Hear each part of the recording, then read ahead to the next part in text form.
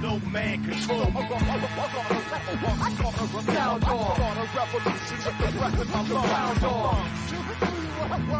Sound off.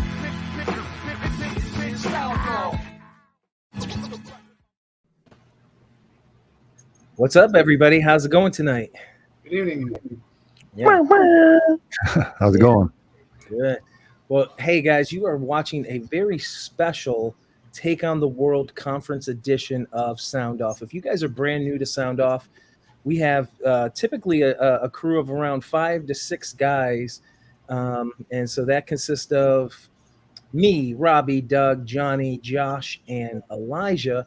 And so tonight we're going to be talking about dealing with loss and grief, the importance of music, scripture, how all of these things play a factor in there. And, you know, this is going to be a really super heavy episode, but one that I really hope and pray that if you're out there dealing with loss and grief, I hope you've stumbled upon this and go through the journey that, you know, a lot of us in this video have gone through and come out on the opposite side with hope and restoration in our faiths. And, you know, going through tonight's show, guys, you know, we're often remembered of that verse that says, it's Hebrews 9:27, and it reminds us that it is appointed for man to die once. You know, all men will die. You know, I think it's easy when we think about our own mortality, and, you know, we have the concept that we will pass one day. But when we have to apply that same concept to the ones that we love, our wives, children, right? Our parents, you know, we can't handle it. You know, there's something to that we just can't, you know, take us, right? You know, take me, Lord, you know, but, you know, don't take them, you know, and that's kind of how we've all, you know, we operate in life, right? We sit there, we pray each night, pray for protection over our family as they travel in cars and go on trips, or, you know, just their health, you know, because we're dealing with a lot, you know, today and age. There's something called SAD, which is sudden adult death syndrome. And it is becoming one of the, you know, fastest growing causes of a death. Now, we're not going to get into conspiracies or anything like that tonight, but this is really happening, and people's lives are being uprooted, and the lives that are left behind are dealing with loss and grief.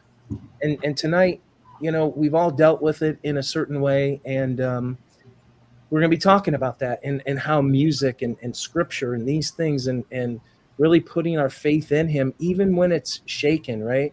You know, Doug's going to be sharing some things about how the loss can shake the very cores of your beliefs, and where do you end in this, and how do you pick up the pieces and move on. And, you know, 2 people aren't with us tonight. Josh, in early October, he lost his father. Early in the year, he lost another family member. So he's not with us tonight. And then for those of you guys who watch as well, Elijah's not with us. And, you know, guys, that Elijah's not with us for a very, very specific reason. My cousin, who was 36 years old, his sister, suddenly passed away in the middle of the night. And we're just at such a loss. And you know, to start that, you know, tonight, we're gonna kick off with, you know, the song that comforted them, that comforts probably millions of people. You know, this song is so huge, and we're gonna share this video, but it's gonna be attached to a tribute video to my cousin and Elijah's sister. And so, guys, her name is Charity, and we're going to share this with you guys now.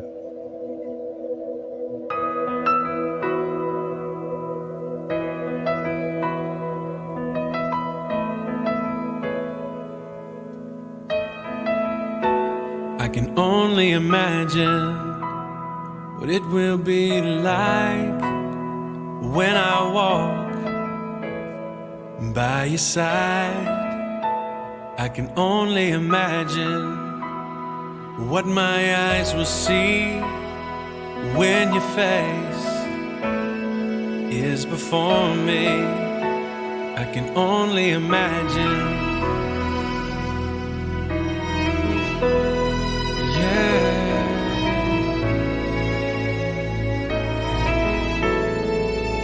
Surrounded by your glory, what will my heart feel? Will I dance for you, Jesus? Or in awe of you be still? Will I stand in your presence? Or to my knees will I fall? Will I sing hallelujah? Will I be able to speak at all? I can only imagine. I can only imagine. I can only imagine when that day comes and I find myself standing in the sun. I can only imagine when all I would do is forever worship you. I can only imagine, yeah. I can only imagine. Surrounded by your glory, what will my heart feel? Will I dance for you, Jesus? Or in awe of you be still? Will I stand in your presence? Or to my knees will I fall? Will I sing hallelujah? Will I be able to speak at all? I can only imagine. Yeah, I can only imagine. Surrounded by your glory, what will my heart feel? Will I dance for you, Jesus? Or in awe of you be still? Will I stand in your presence? Or to my knees will I fall? Will I sing hallelujah? Will I be able to speak at all? I can only imagine. Yeah, I can only imagine. I can only imagine. Yeah, I can only imagine. I can only imagine. I can only imagine.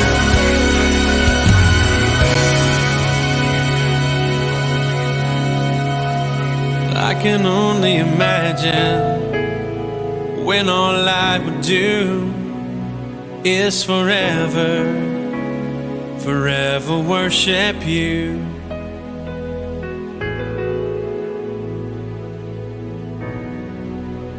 I can only imagine.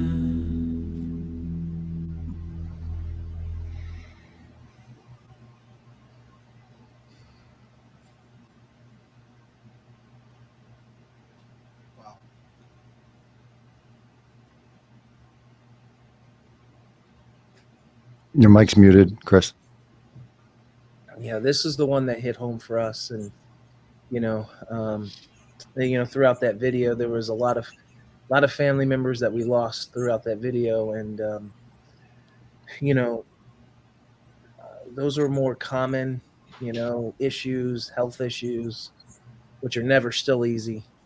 But these unexpected deaths, they shake you to a level that you've never been to, and right now, I ask you guys all to pray for my family, Elijah specifically, and his parents, and the nephews and niece that she's left behind. So this is really tough. That song "Mercy Me,"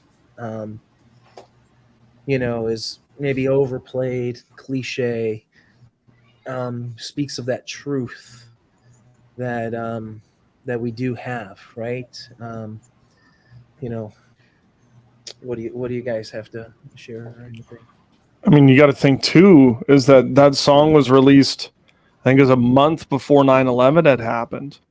There were radio stations that were playing that song every hour on the hour, and it was just, I mean, I don't think anybody realized the impact that that song would have on, because the thing is that when you lose somebody, we all understand that feeling, we all get that feeling, and who knew that a song like that would impact so many in different ways.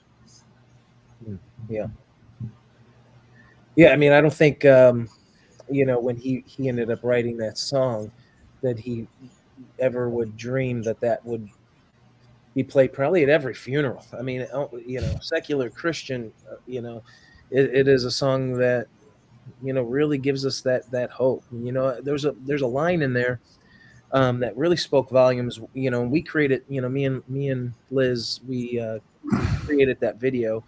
They selected the photos and we put that together for them. And there was a part in there, and it was a standalone section. And I don't know if you guys caught it or not, but it said "Surrounded by Your Glory." And I didn't want to put a picture in there because it's His glory, right? Is Him, and her life was His glory, right? Our lives are by the glory of God. The things that He has done, who He's created, were created in the image of Him. It is His glory. And that portion, I think when they wrote that, was to give Him that glory, that that, and that hope that we are going to be surrounded by His glory. And even in these toughest times, he is pouring that down on us. And that is my prayer every day for there's so many of you, and I know you guys are watching right now, and you're probably dealing with someone sick, or just recently lost someone in your lives. But that is that hope, that He gives us. That one day that we will rest eternally. That final great eighth day when He comes and fully sets all of this back, and we are with Him for eternity. What a glorious day that will be. Yeah, well, that's the thing. I mean, like Revelations 21:4, how it talks like He will wipe away every tear from their eyes. There'll be no more death or mourning or crying or pain. To me, that's something that's so important. The old order of things has passed away. In this life, we're all going to experience death, ourselves personally, and also like loved ones. And it's tough. But the one thing about death is it always brings people back to the spiritual. What after, no matter where they are on the spectrum, they're instantly thinking about that. And whether they're at a funeral listening to Mercy Me, or they're, in that presence, they're now starting to examine their life and going, well, wait a minute, maybe there's something a lot bigger. And there's so many verses in the Bible that talk about that. And, one that I think is really, really important, is Psalms, I think it's 147:3. And it talks about He heals the brokenhearted and binds up their wounds. It's so important to draw close to God, and He will draw close to you, especially in times of loss and sorrow. Yeah, it's really hard to, I mean, I was trying to mentally prepare for the show because it's a tough one. And it's something that has hit all of us either recently, or, you might have lost a parent. And the reality is that, I say this every day in my job, but you can only control what you can control. And usually death is out of your control, and it's in God's hands. And I mean, there's days that we can wake up one day and find out. I mean, I had a close personal friend that just one day just didn't wake up, and he was we were only in our 20s, and we never, tomorrow's never promised, But the one thing that we have is the hope that we will be there with Christ, that we will, if you don't know, you better know soon, because tomorrow's not promised. You can wake up tomorrow in heaven or hell, and we don't know what's going to become of it. So it's always a scary thought, but it's also a reassuring thought that if your heart is right and you know where you're going, that you're going to be with Christ. You're going to be there. It's I'm not trying to sound kind of, this one is a very tough show for me. So I'll leave it at that. Yeah. Anybody have anything else before we move on to the next thing? Well, there's this video that I want to share with you guys. We're going to kind of react to this, but we've all been on that, I think it's actually a Matt Carney lyric where he says, we're all one call, that one phone call that puts us to our knees. And that can happen at any moment, and so this song is more of a recent song that I wanted to share with you guys and maybe get you guys, if you guys haven't seen this is Ryan Stevens with Vince Gill and Amy Grant, and I think this is a powerful song, right? You'll kind of get what it deals with, but there's so much in here, more dealing with the aspect of grief, and all of the different things that put us on our knees. And it may not always be loss. It could be the doctor calling and you have terminal cancer, or, your child has cancer, and what does that look like? And this song's called When We Fall Apart.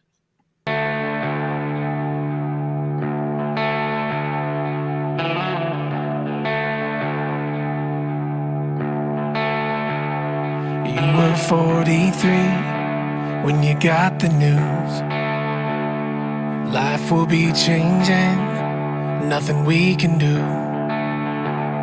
The clock is ticking now. All I can think about is knowing I have to move on without you somehow. And I just can't believe that you're the one who's keeping it together. As you hold my hand and say, it's okay to cry, it's okay to fall apart. You don't have to try to be strong when you are not. And it may take some time to make sense of all your thoughts, but don't ever fight your tears, 'cause there is freedom in every drop. Sometimes the only way to heal a broken heart is when we fall apart. You asked me to sing some songs that I wrote. I can barely speak, barely play a note. All my tears rush in, falling on my strings, and make the sound of these progressions have a different ring. And I hate to say goodbye, knowing this will be the last time we're together. As you close your eyes and say, it's okay to cry, it's okay to fall apart. You don't have to try to be strong when you are not. And it may take some time to make sense of all your thoughts, but don't ever fight your tears, 'cause there is freedom in every drop. Sometimes the only way to heal a broken heart is when we fall apart.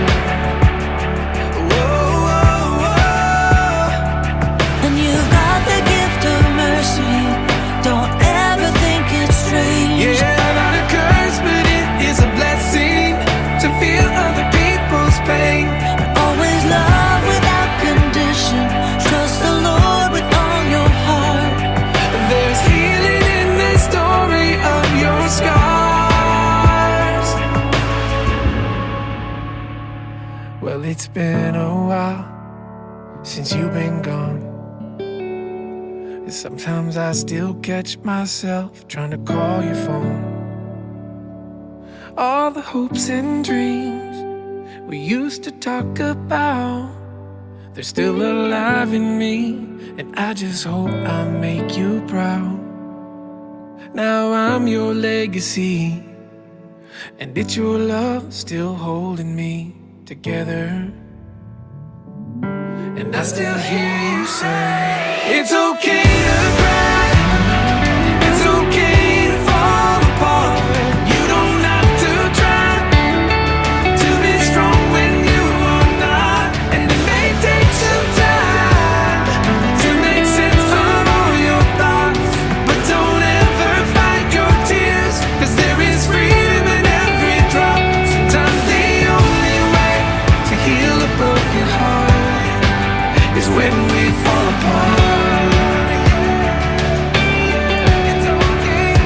Sometimes the only way to heal a broken heart is when we fall apart.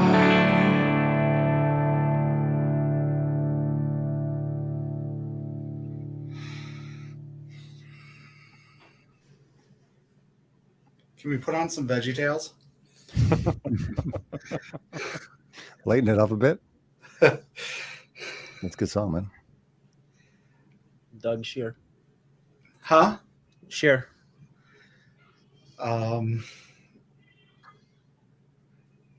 Made me remember, everything you dealt with your mom, and oh man, That's a deep song. I mean, out of songs about emotion and what you go through, that's a very big one. I've never heard that song, and I don't listen to that kind of CCM music, so I wouldn't have ever heard that. Thanks.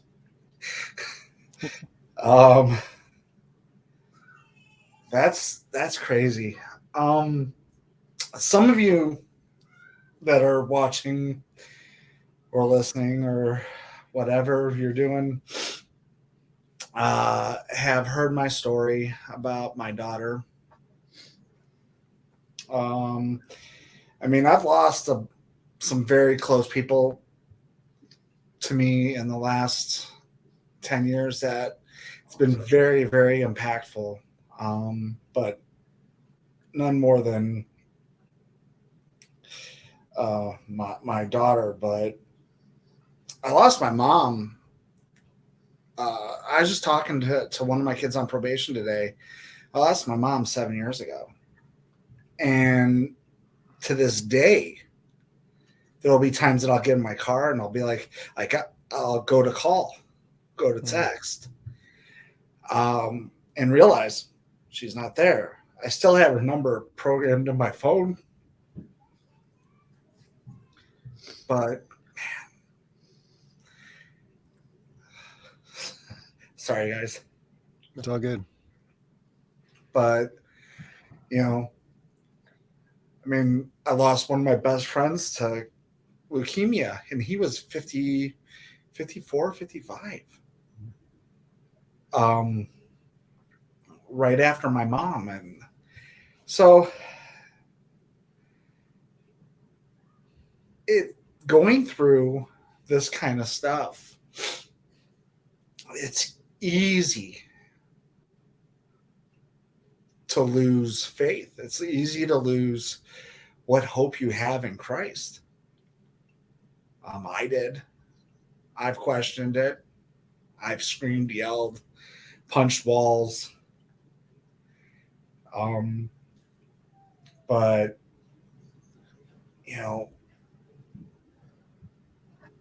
that song just, whoa, I'm hit.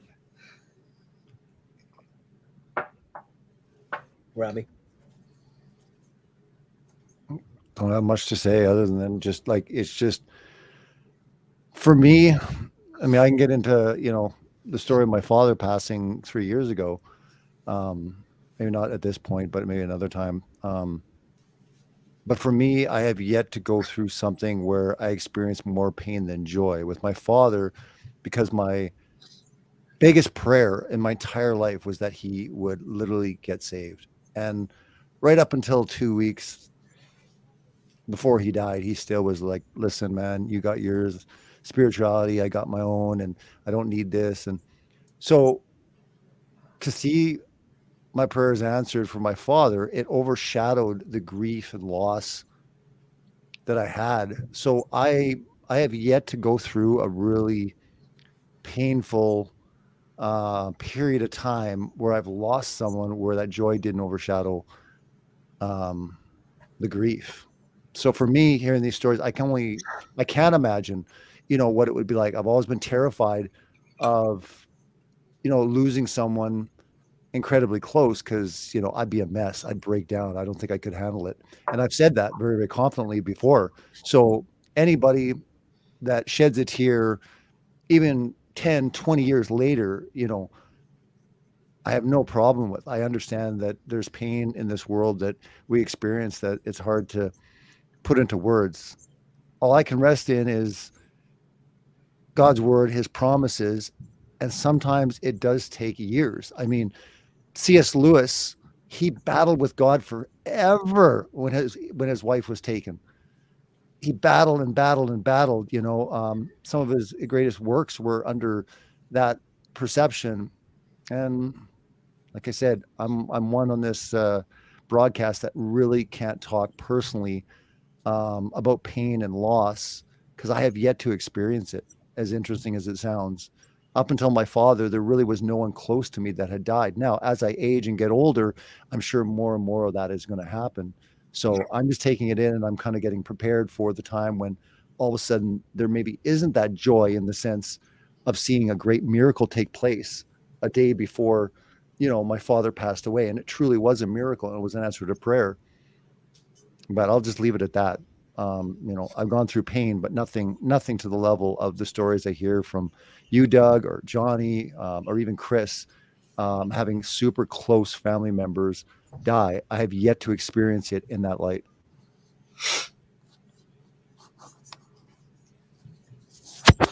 Johnny. Well, actually, it was at my grandma's funeral that my uncle went up to speak, and he's not an emotional guy.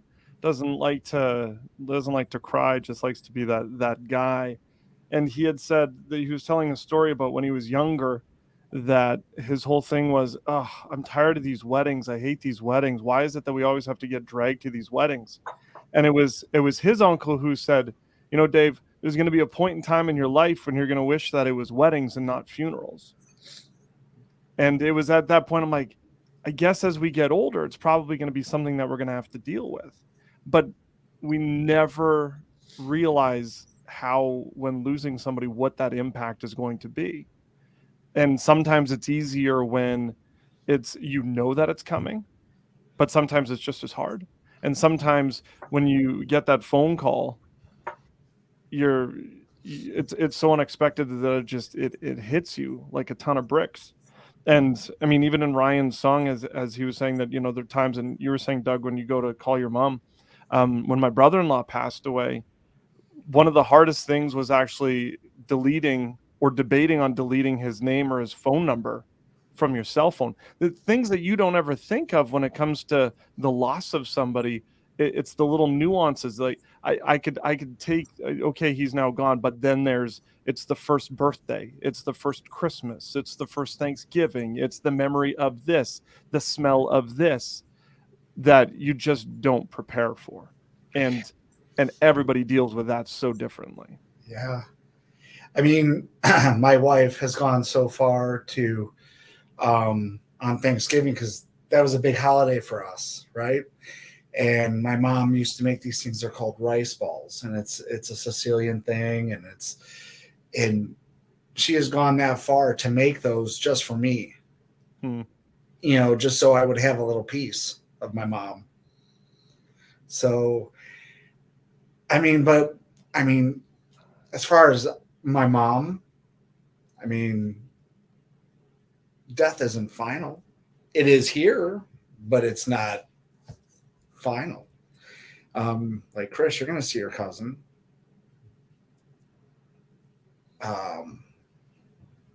You know, it's a thing that we all will and have experienced. And like I said, the only hope we do have is that we're going to be there, and we're going to be dancing, we're going to be praising, we're going to be, you know, I don't know.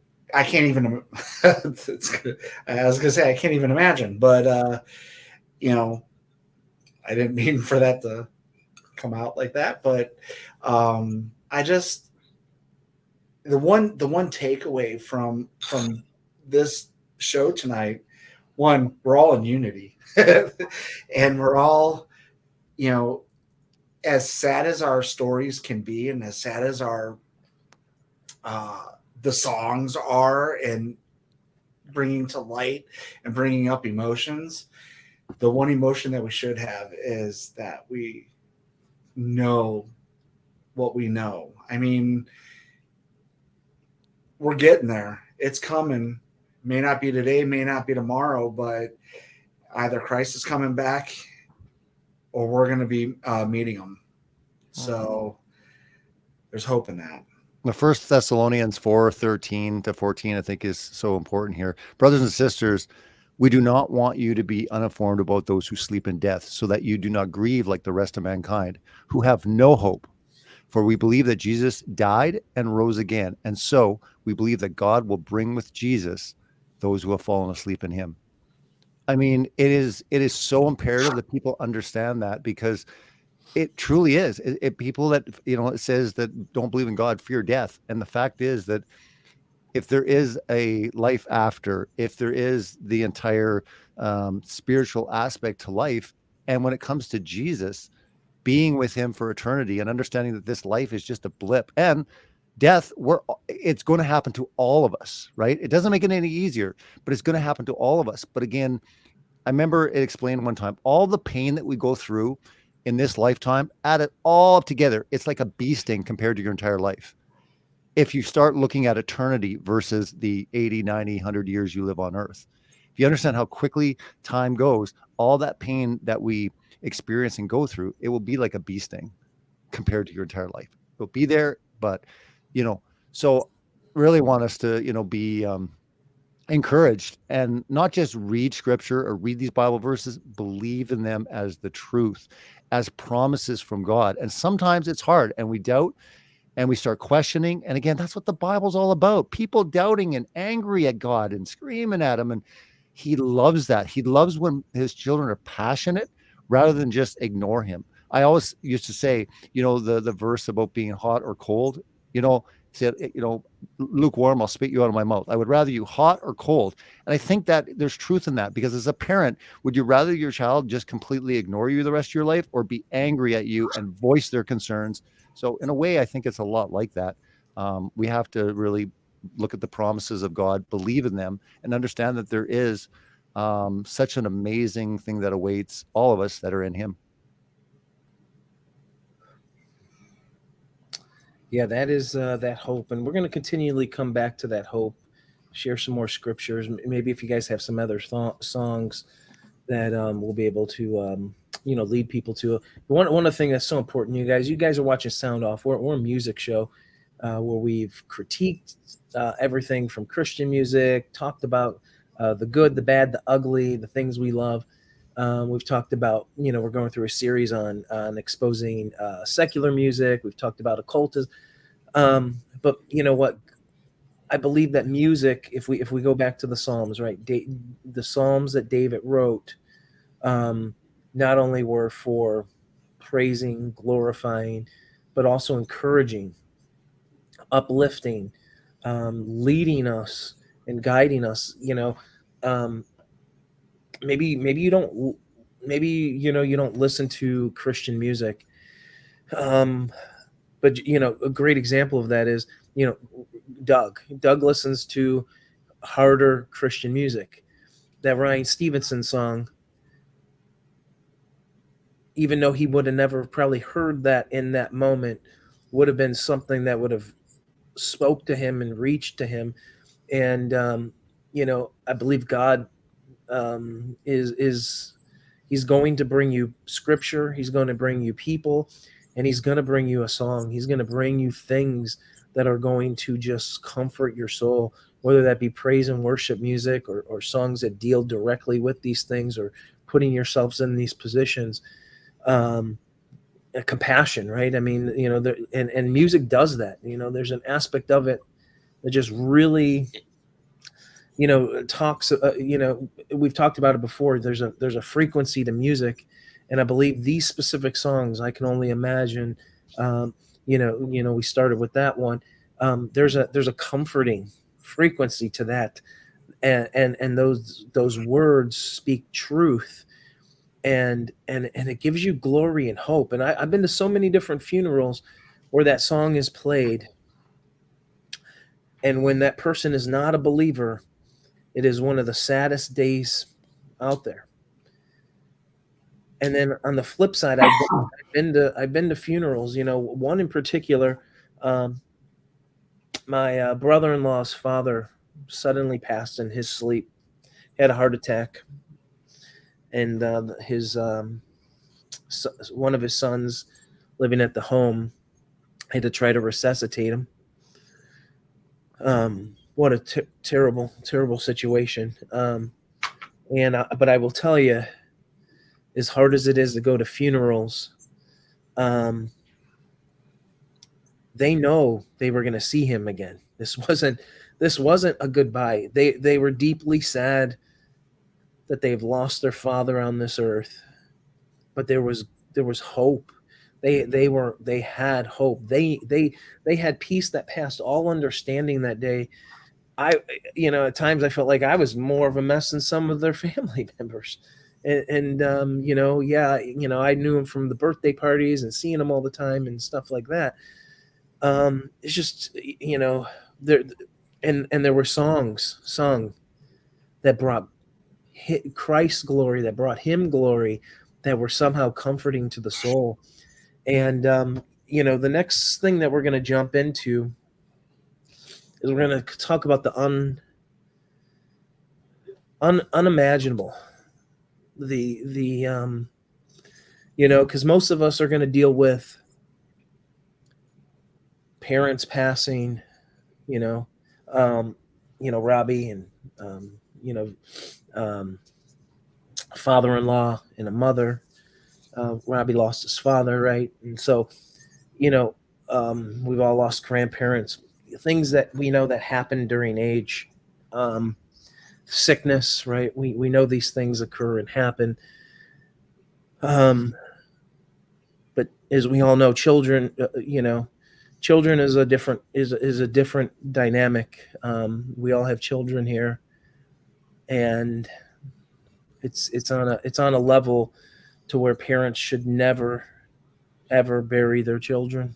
And music for the next two, I'm going to show you two videos here, and first one is Tedashii, and it's called I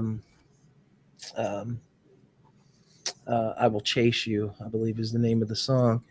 But it's about his losing his 1-year-old son. And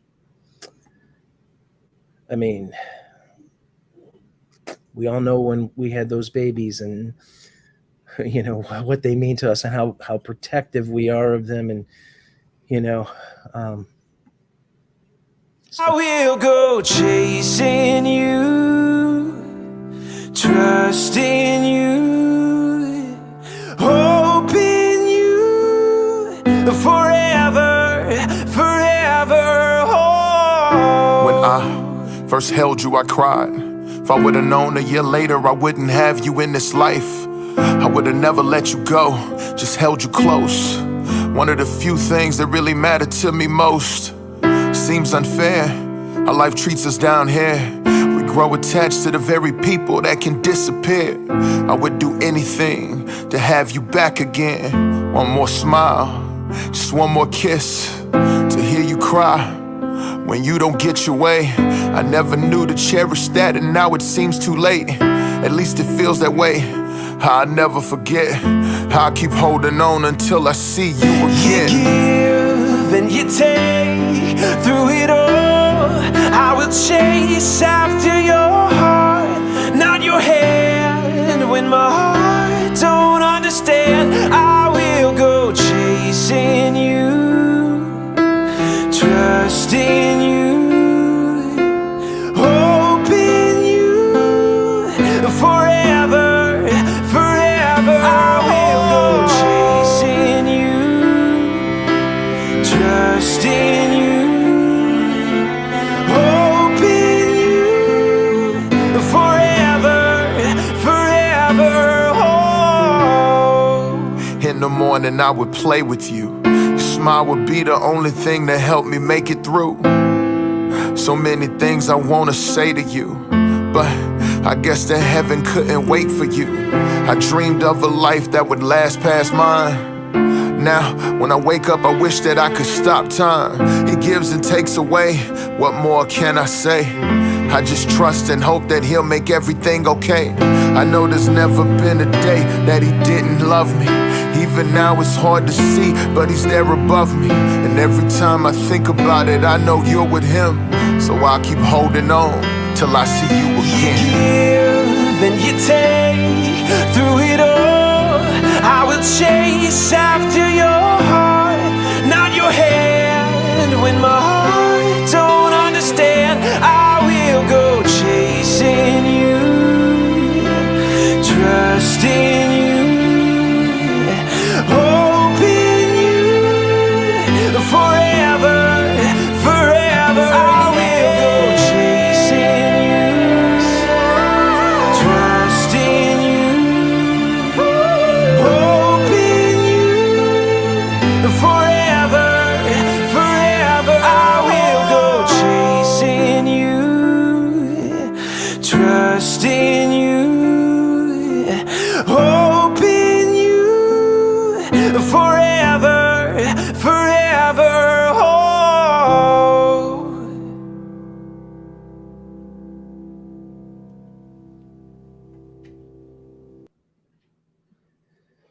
I think for a lot of the, the artists, when they're dealing with these things, this is their therapy. This is their therapy. I mean, oh my gosh. I mean, yeah. How do you not, I mean,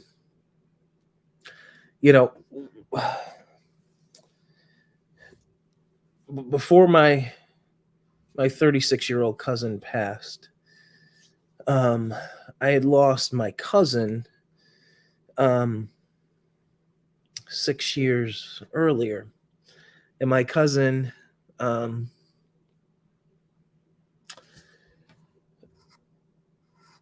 was also unexpected death, and that was one that we just,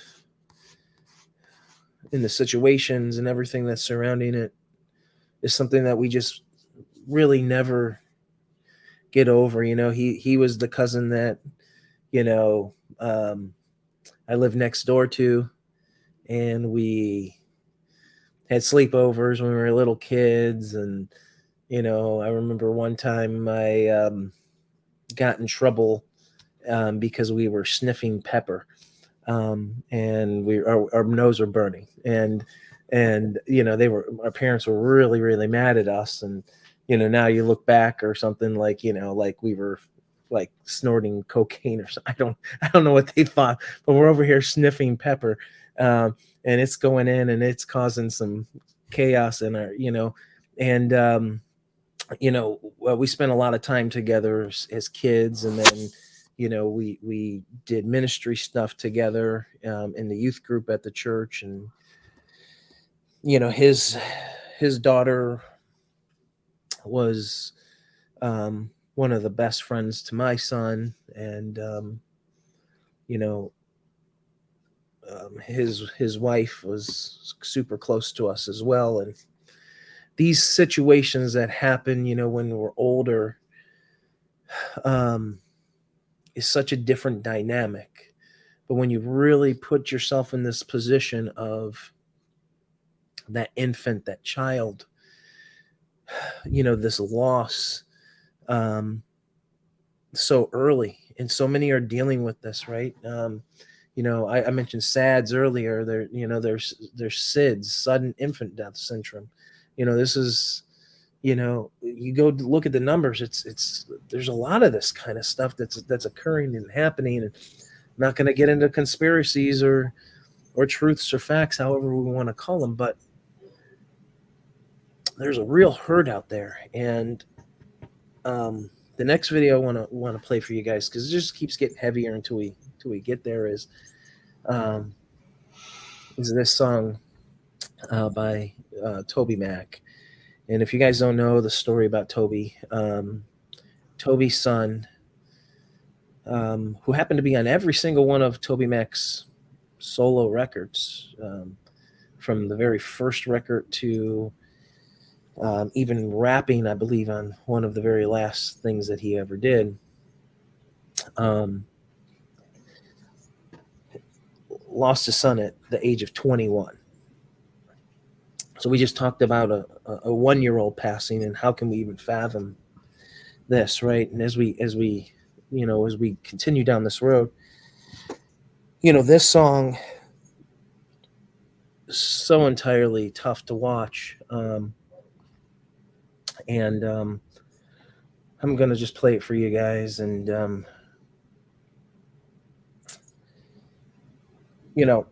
there's a lot of things to be said about this, right? Here's a guy like tobyMac who tours the country, probably away from his family a lot, workaholic, owns a record label, as many dads are. We all work a ton. Doug, you work 2 jobs, right? All of these, things, this crazy world has us everywhere but where we should be. And this is tobyMac 21.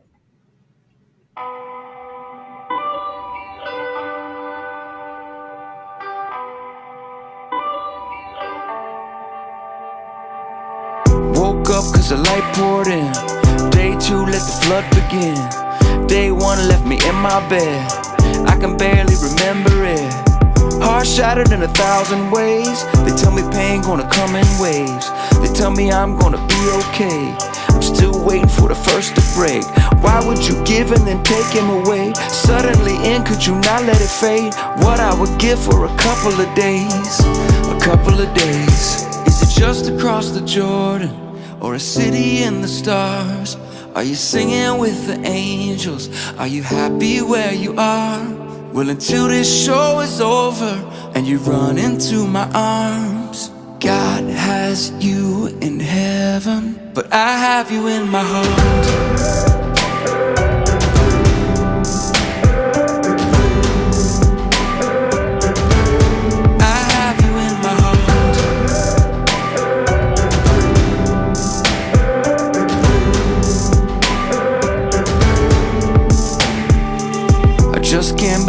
To this, everything is so dissonant.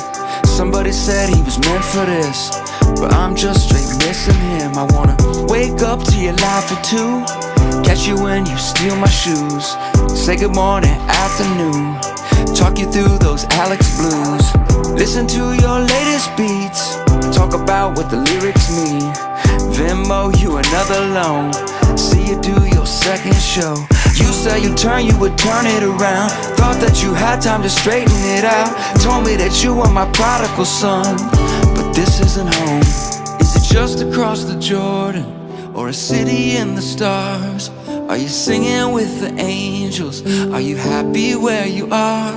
Well, until this show is over and you run into my arms, God has you in heaven, but I have you in my heart.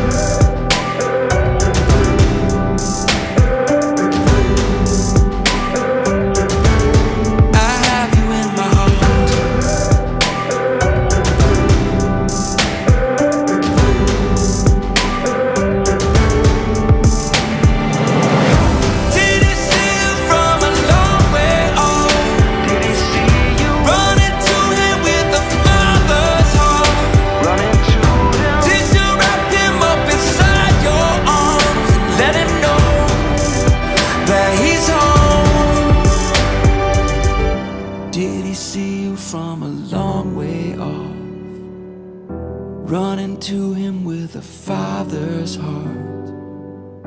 Did you wrap him up inside your arms and let him know that he's home?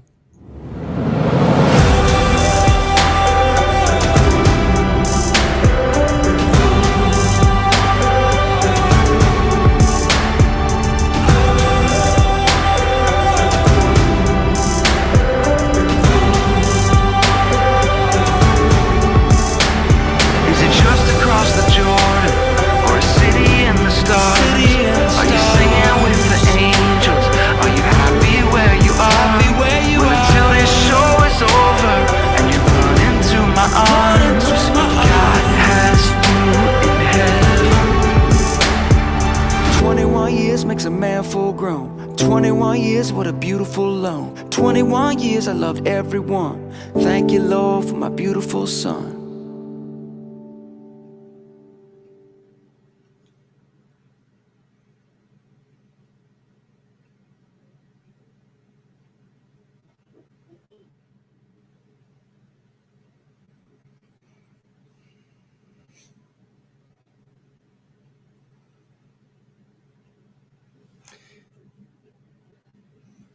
Chris, you're muted. I didn't say anything yet. I know, but you're thinking it. Yeah, go ahead, Johnny.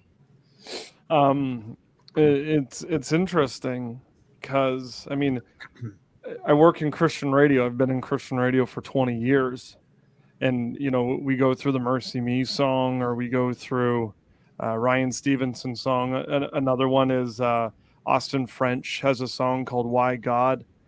And when people call into the radio station, you seem to have an answer for their questions. Hey, I'm dealing with this, you know, play them this song. Or I want a song that's going to lift me up or pick me up, you play them that song.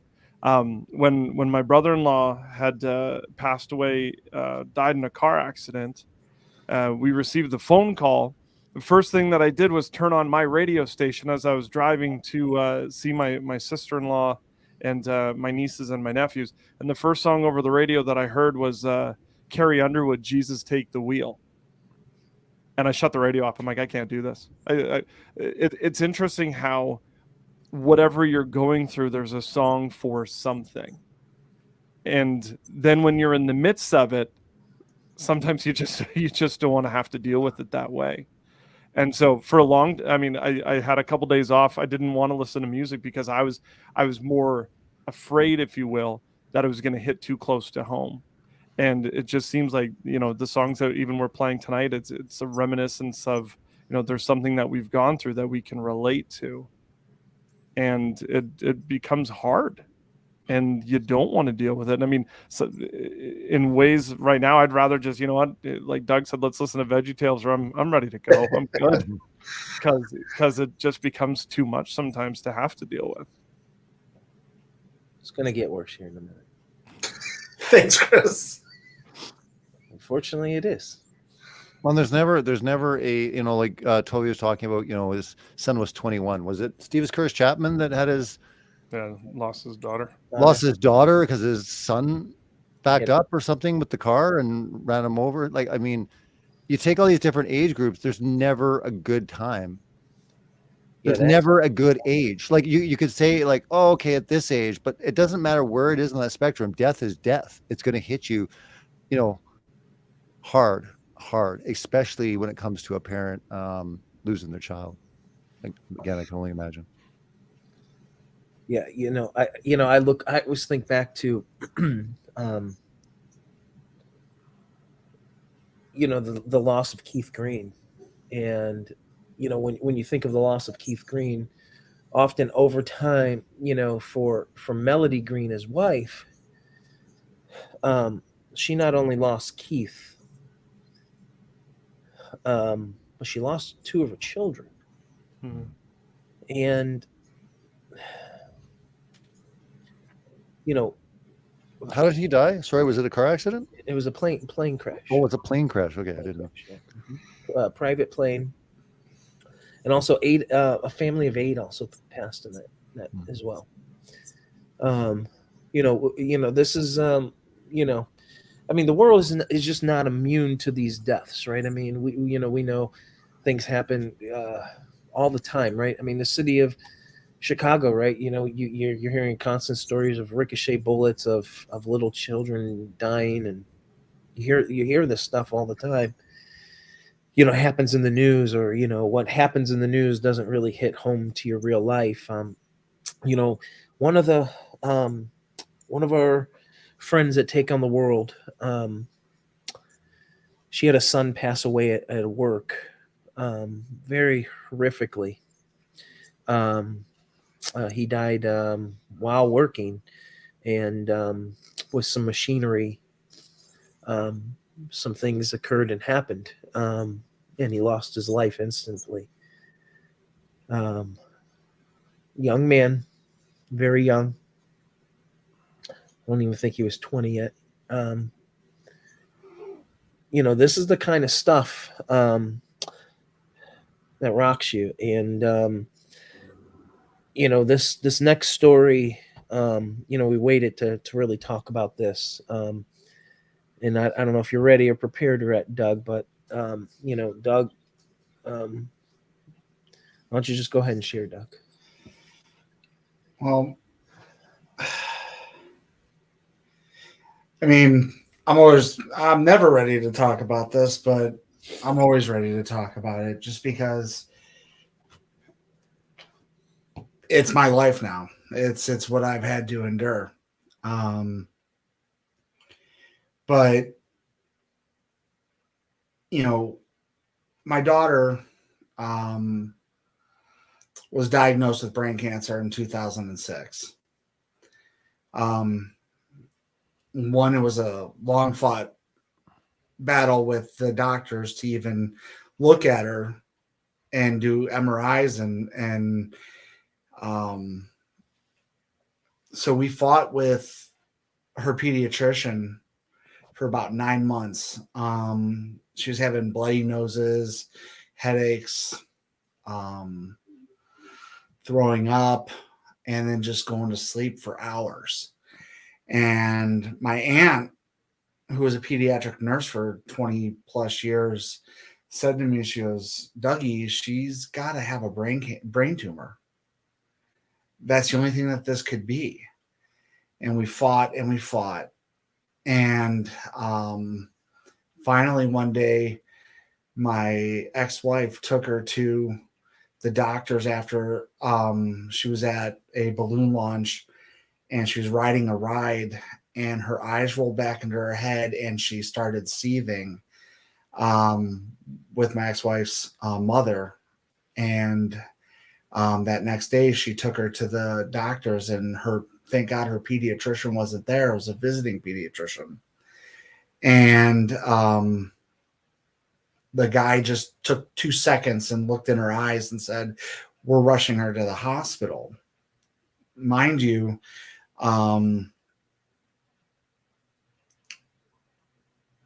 no one could be prepared for that news, but I had somewhat of an idea that something was going on. But I was not prepared to find out that my kid had brain cancer. And when I got the news, I was driving in my car with at the time, I want to say he was a year old, now oldest son, Ian. And I almost had to pull over on the side of the road because I was crying too hard. So we went. I don't even know how I got to the hospital, how all of this transpired, but got to the hospital, and then the doctor said, we're doing emergency surgery tomorrow. She's first on the docket, and we're going at it. And the reality of all the fears that culminate are there. You don't know what to do. You don't know what to think. You don't know how to talk. Imagine that, me not knowing how to talk. We had the surgery. Doctor came out, and he looked like he was going to punch me because he was angry. And he said, how did it get this bad? And I said, what do you mean? He said, the brain tumor was the size of a navel orange in the back of her head. Mind you, she was 6 years old. And a navel orange is like about that big. And you think about the size of a head, that's almost that size. And he said, we believe we got all of it out, but she may never wake up. So for about, that was in September. From September, I can't remember the date. It was like September 9th, 10th, around there of 2006. We were in the hospital, and she did not move, talk, do anything until roughly about November. And there was a scripture that I read over her night. And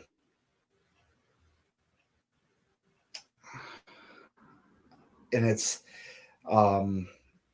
Psalm 13. It was more of a prayer for me. And it says, how long, O Lord, will you forget me forever? How long will you hide your face from me? How long must I take counsel in my soul and have sorrow in my heart all the day? How long shall my enemy be exalted over me? Consider and answer me, O Lord, my God. Light up my eyes, lest sleep the sleep of death. Lest my enemy say, I have prevailed over him. Lest my foes rejoice because I am shaken. But I have trusted in you, in your steadfast love. My heart shall rejoice in your salvation. I will sing to the Lord because he has dealt bountifully over me. I prayed that, read that many times, and just did it over and over again for about 2 months. Finally, one night, the nurse and I were trying to give her some Tylenol because she was moaning. And I kept on trying to give her the Tylenol, and I said, hey, you need to take this. You're in pain. And mind you, she's been in a coma, right? And the side that they said that she was going to be paralyzed from probably for the rest of her life, she yelled at me and said, I don't want to take it. I'll be fine, and kicked her leg. And I did backflips in the ICU. And from that point on, she got treatment. She got better. It took a lot of time for her to learn how to walk, talk, simple things like breathing, to learn that all again, plus be going through a lot of other stuff that she had to she was going through chemo treatments and radiation treatments. And finally, so that was in 2006 through 2007. And then we got to a point where she was in remission. And at that time, my nephew got leukemia for the second time. And my daughter looked at me and she said, I hope my cancer doesn't come back. So it was October of 2010. We went to the doctors. She used to have MRIs every 6 months to make sure that everything was good. We went for an MRI, and for some reason things were taking longer than had expected. And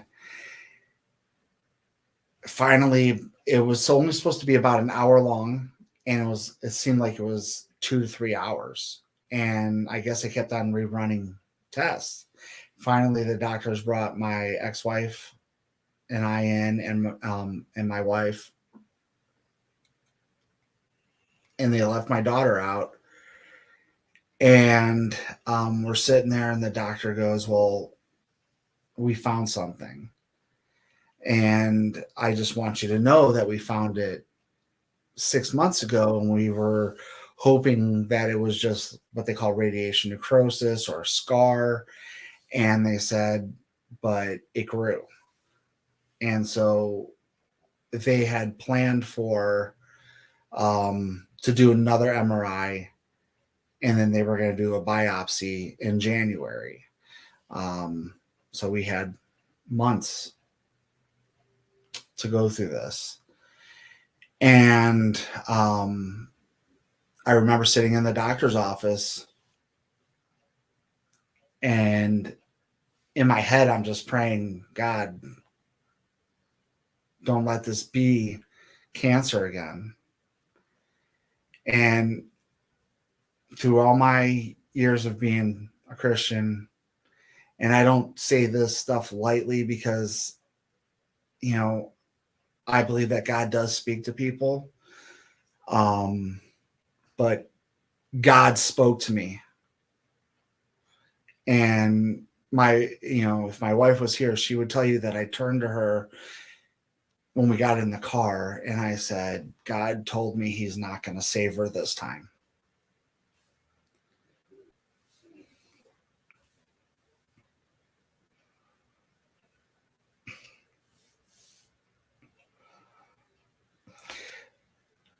Being a believer, being somebody that spent his life trying to get people saved and doing ministry,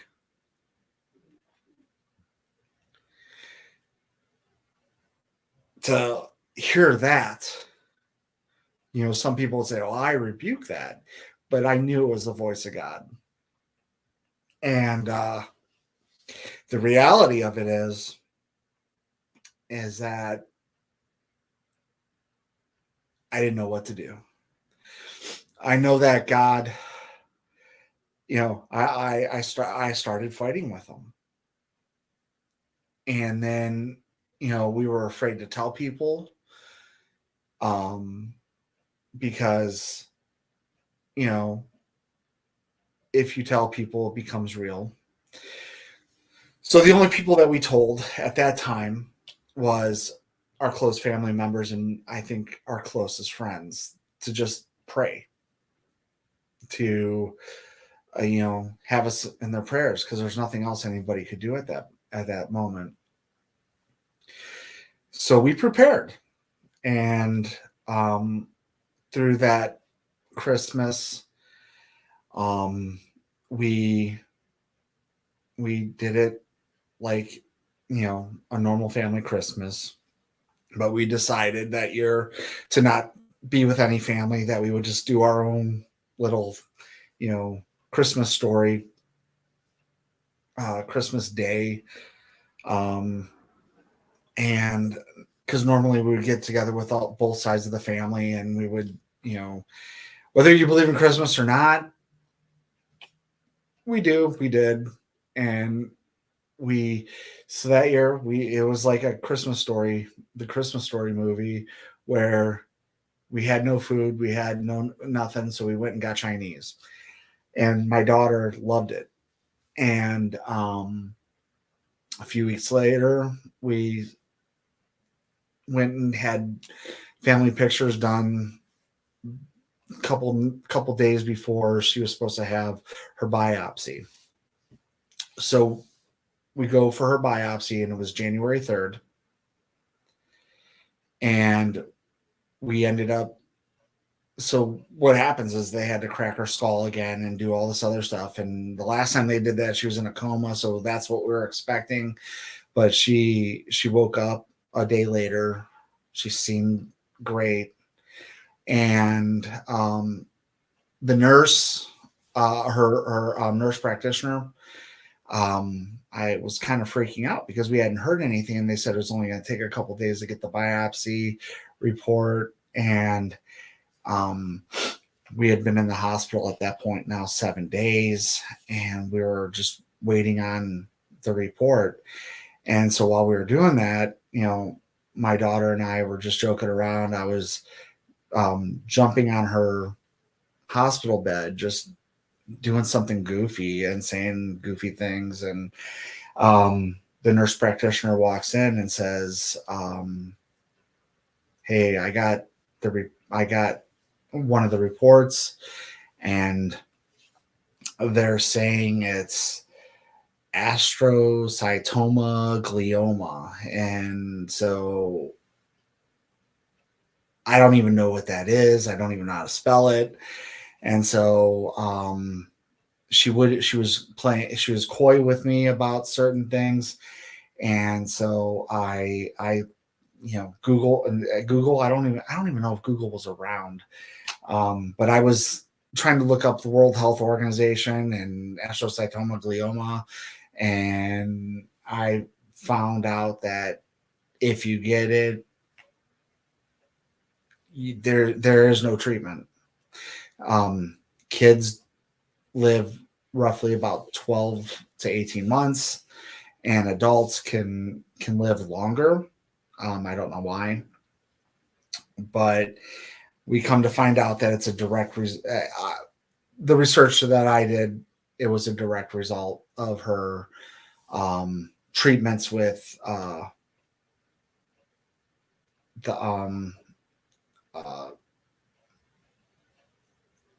they call it gamma knife radiation. So at that point, I'm taking God at his word. He said that he wasn't going to save her this time. And so the biopsy got sent to Johns Hopkins University. And then Johns Hopkins came back that it was stage 4 astrocytoma glioma. And the doctor said, you have about 12 to 18 months. Make it count. And we did. I lost everything because I decided to take care of my daughter and give her whatever time she had left on this earth for it to be special. We did a 3-week trip from Ohio down to Disney, back up to we went to visit family in Myrtle Beach. We went to Pigeon Forge, Tennessee, and we just did family things and tried to create memories. Although we did that, sadly, her brothers don't remember those trips. But we threw a party, which was going to be her 12th birthday, and it was right before the 3-week trip. And it dawned on me that night that it was going to be her wedding, her birthday, her, whatever, graduation, however you want to look at it. That's going to be her last party. And that's where my decline happened, because I started getting really, really angry with God. And I really was like, to the point where a lot of my friends were like standoffish. People couldn't understand why I was so angry. I mean, yeah, you're losing your kid, but you'll see her again. God's going to take her and she's going to be an angel and all that jazz. I had on the other end because I wasn't praying for healing. I don't even remember what I was praying, except for that I knew it wasn't healing because God told me that he wasn't going to save her. And in the midst of all of this, my company had folded. I had to close all my stores. We were going bankrupt. We lost our cars. We lost our home. But none of that was important. When we ended up getting to a point where she was no longer able to walk or really move her body. Well, Doug, let me just jump in and give you a break for a second. Yep. You know, that party that you threw, which was the, you know, really dubbed like the Sweet 16 party. Yeah. And you'll see in the video that we're going to show you guys, me and Liz sat there, we got to see her with all of her, school friends, because, me and you live in, about an hour away, but your family's always been great to us. And when we come over and, spend time and we fondly remember all of that time with Skylar that we got to spend. And, that was, and I think me and you probably were on the phone like almost every night chatting because you worked late then. So, hopefully I wasn't one of those friends telling you, it's going to be all okay and all that stuff. But that party, I just sat there and like, it was a joy to see her happy. But you just can't, you just can't be in a situation like I was there. Me and Liz were there, and we're just sitting there. We drove there, going, how could you? How are they able to do this when we're sitting there going, how can you? Like you already know the foregone conclusion what's going to happen, and yet, and I know God is gracious. He gave you that time. He gave out, all of those friends that she had impacted and how strong she was. God allowed those things to happen. Like it was, his glory is revealed in there. And I know others probably sought who he was because of Skylar's story. And I know you have so many probably testimonies of people saying they came to a relationship with God because of Skylar and her story and those things. And as hard as that is to even remotely fathom, like that in your daughter's passing, that God did another miraculous work that you didn't even want to happen. Right? You would take it back every time. But God said, no, here's the plan. I have a plan for you. And Doug, you're going to be, unfortunately, you've become, for so many people that are dealing with this stuff, you've been somebody that they could contact or call or just be able to just, just somebody that understands, right? All of us, me, Robbie, and Johnny, we have no clue what you've gone through, and we don't ever want to. Right. And when people, the one thing that I continue to always tell you, Doug, I will never know what you're going through. None of us ever know what you've gone through. Only somebody in your shoes actually knows. And it was, because we were so close to the situation and constantly praying for you guys, it was such a tough thing. And when you called me, I'll let you finish the story. So I'll fast forward past the birthday party and the 3-week trip. But,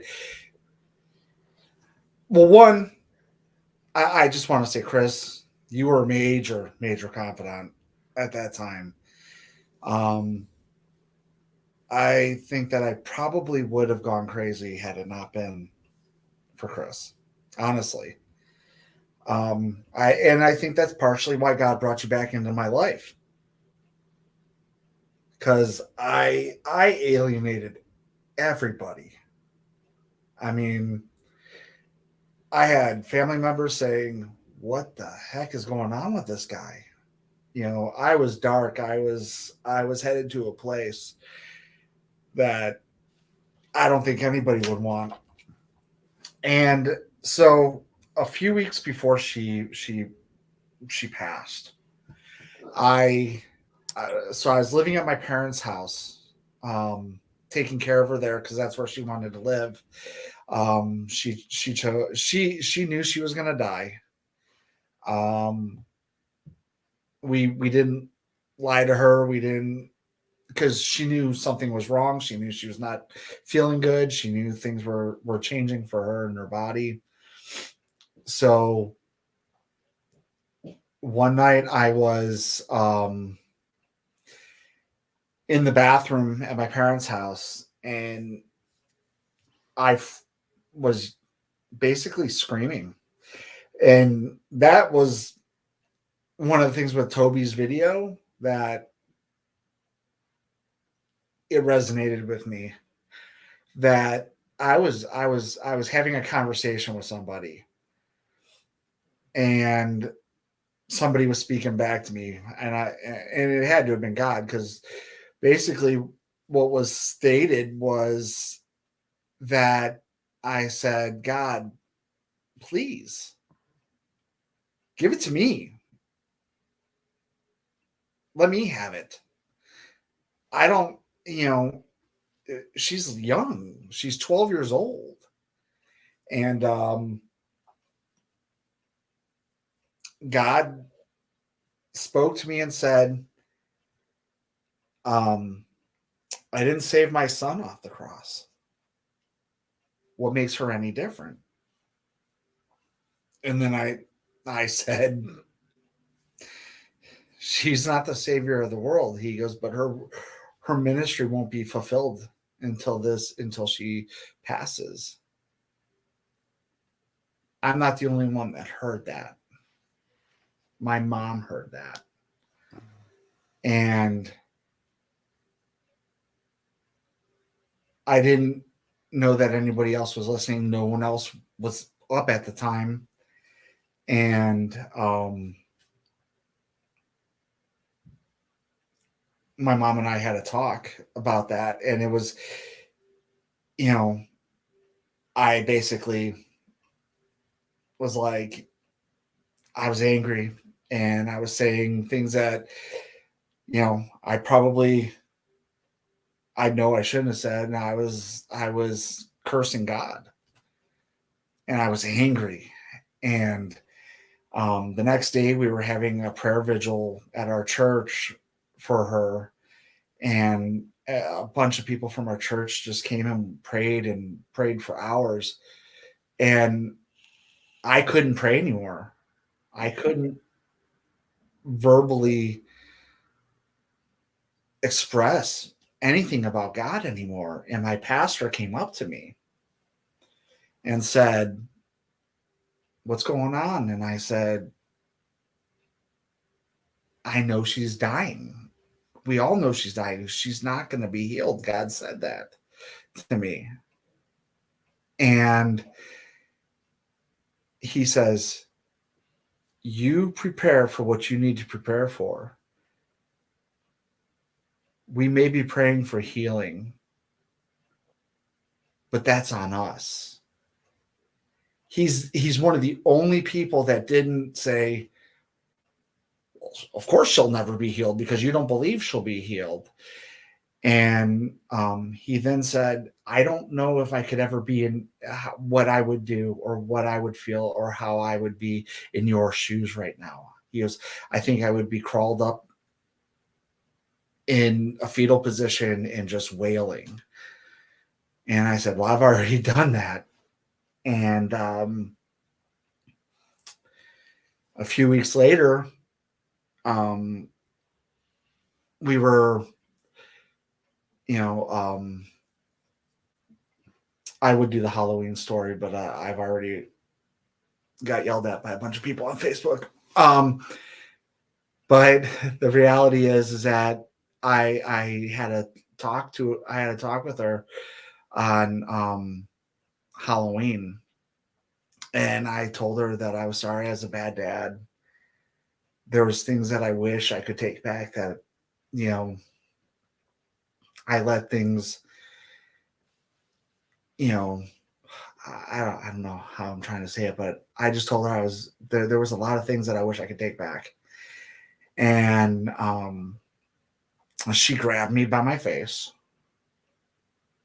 and she said, "You're not a bad dad." And then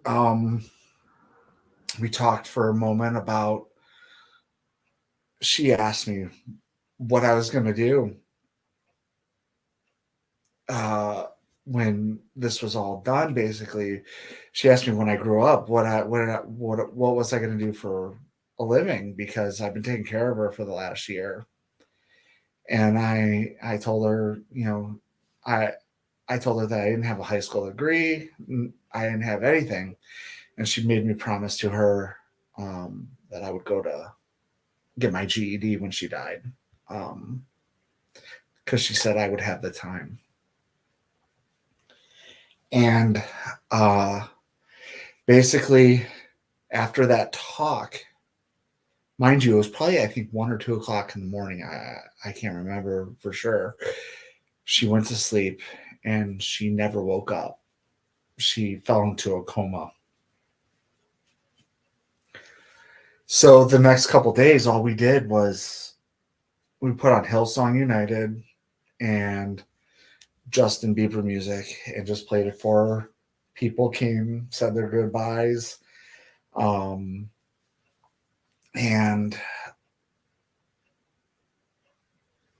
the day that she died, my wife and I had to go to get a blood test done or some kind of test done to prove that my wife was pregnant at the time with our youngest, Eli. So before I left, I gave her morphine and I said, "I'll be back." You know, jokingly said, "Don't go anywhere." And kissed her on the forehead and told my mom, you know, if anything happens, let me know. My mom went laid on the couch, because I lived on a couch next to her hospital bed for 6 months. And my mom was laying on the couch. She fell asleep. My wife and I got back. And we know, as soon as we walked in the door, we noticed something was wrong. And I ran over to her and foam was coming out of her mouth. And we had a suction thing, and I held her like when she was a baby. And I sucked the foam out of her mouth. And as I did that, I realized I was further down than she ever let me be. And I pulled it out, and she took her last 2 breaths in my arms.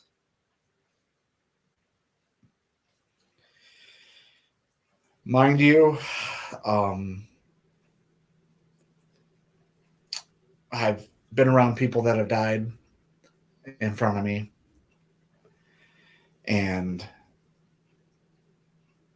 been to a lot of funerals. I come from an older family, and I have never screamed so loud in my life. And I never realized until that moment how beautiful and precious life is. And when I laid her back down on her pillow, honestly, it looked like a picture that you would see in like a drawing or something. Her head was laying there. She was in front of these glass doors and light was just beaming on her head. Like she just ascended, or, you know, the Holy Spirit was there. I mean, I can't explain it, but I knew she was gone.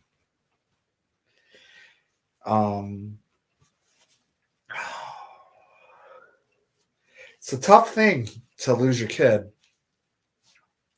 and compounded by everything else that was going on. 2 days after her death, we had to find a place to live because the county was going to come and board or lock our house up at any moment. You try planning a funeral and all that stuff. With all of that, you have the IRS coming at you, and you're like, God, come on, man. What about the hundreds and thousands of people that came to know you through the ministry that I did? And I just didn't feel that there was any love, anything there. So we were part of the Whosoever movement. I kept on getting letters and stuff like that. I mean, there were so many people praying for us, but I just wasn't receptive to it. And, I understand now that I was angry and I was frustrated, and God allowed me to be prepared, but you're never prepared. I remember Sonny Sandoval from POD they were in Israel, him and Brian Head Welch and Ryan Reese from the Whosoevers, and he just put her name on a piece of paper and shoved it into the wailing wall. And to me, that if God doesn't hear your prayers there, where is he going to hear it? And it's just the vitriol and hatred that I started to have for Christians, for God, for the church. I mean, Chris will tell you, if you read my Facebook post back then, it was even worse than it is now. The reality is that I had no way to voice anything because there was no one there that understood. And the only person that listened to me was Chris. And my friend Andre, who you guys have met. And the day that she died, Andre came to the house. There was a bunch of people at the house, and he just came to me, picked me up, and he said, let's get out of here. Let's go have some cheese sticks and just sit and talk. And before any of that happened, my dad, who we've never had a really good relationship, he turned to me and he goes, I could never be the father that you are. And I don't know where you learned that, because I was not a good dad. And there's just so much that went on that it took me a long time to really come to grips, to face it, and to deal with it. But it's something that's never going to leave. It's something that's never going to be the same. I see all of her friends growing up. I see all of our cousins and stuff, graduating, getting married. I told Chris, it was last week was the 11th anniversary of her death. And with some things, it just feels like people don't remember her or they don't talk about it. And that's why I do what I do about this message, is because I want her legacy to live on. But the reality is that I wouldn't be where I'm at as far as my career now, had she not have passed. That's sad to say that, but she gave me the momentum and the push do what I've accomplished in the last 10, 11 years. And, you know, I believe that, you know, I mean, some people might roll their eyes about me hearing from God, but I'm not one that speaks lightly about that at all, because I used to make fun of people when they would say, Jesus spoke to me, or, you know, speaking in tongues and stuff like that, that I, you know, get all spiritual or scriptural and stuff on you. But when God told me in the doctor's office that she's not going to survive this, it could have gone one of two ways. I could have just retreated and said whatever, or faced it head on and taken care of my family and my daughter at that moment. I mean, I literally lived 10 minutes away from my wife for 6 months, and,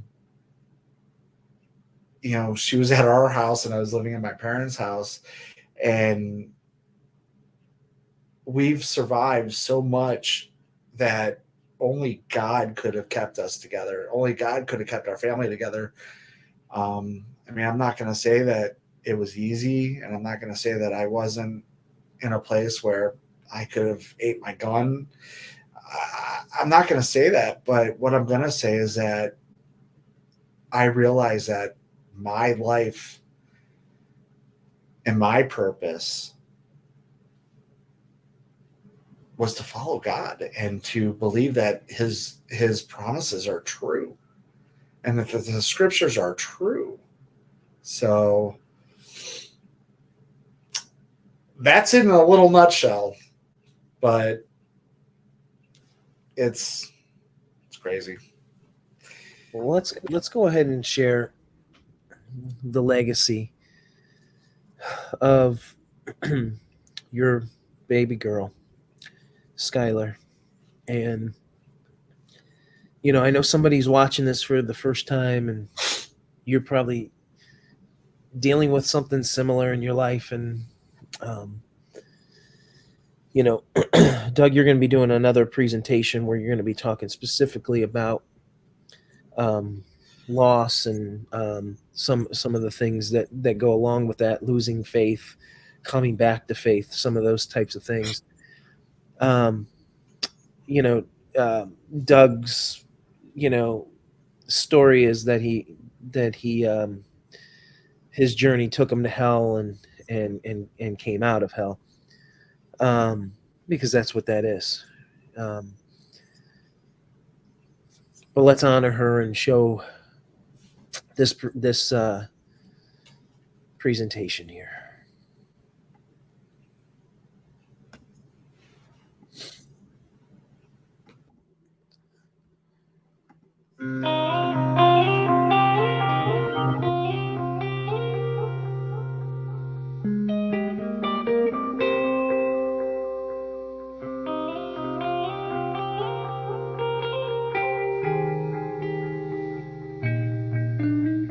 Life, love, forgiveness, acceptance. Stripping demons right off my back, trying to leech life off of me. Get off of me and feel my father's fury, oppressor. One day you'll feel the full blast of his vengeance, bells above. But for now I'll love, cause I got strength. He blew courage in my backbone. Now I'll stand straight and militant, lining up in Jehovah's battalion, knowing you can't challenge him, so we march forward. Swift as eagles, set like talons, ready to grip souls from your grass. Slick snake in the grass, my lord, sees you and vengeance is his. But for now I retaliate, propelled by a holy mandate to heal, cause I know how bad it hurts. Full of madness at first, but now gladness bursts out the seams of our beings, cause we overflow with the oil of joy, the ointments of the anointed, mending any torn soul, healing any broken bone. He is here. was there. He is peace. He is faithful. He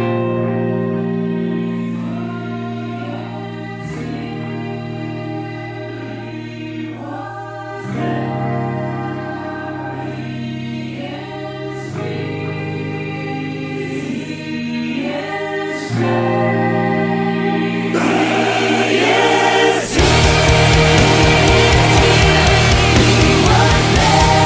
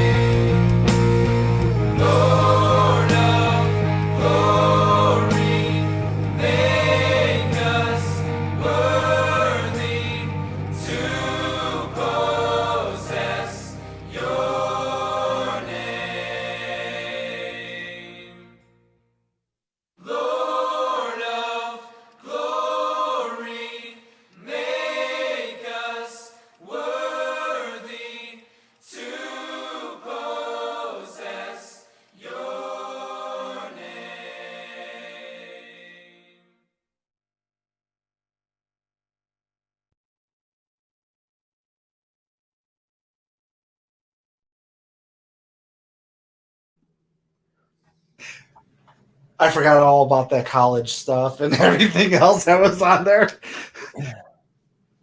But through that, I've gotten a second chance. I've gotten a second life that, it's kind of fitting with the work I do now, that as a probation officer, as a guardian ad litem, I'm protecting kids. And without having gone through that, there's no way I could have ever done this job. So,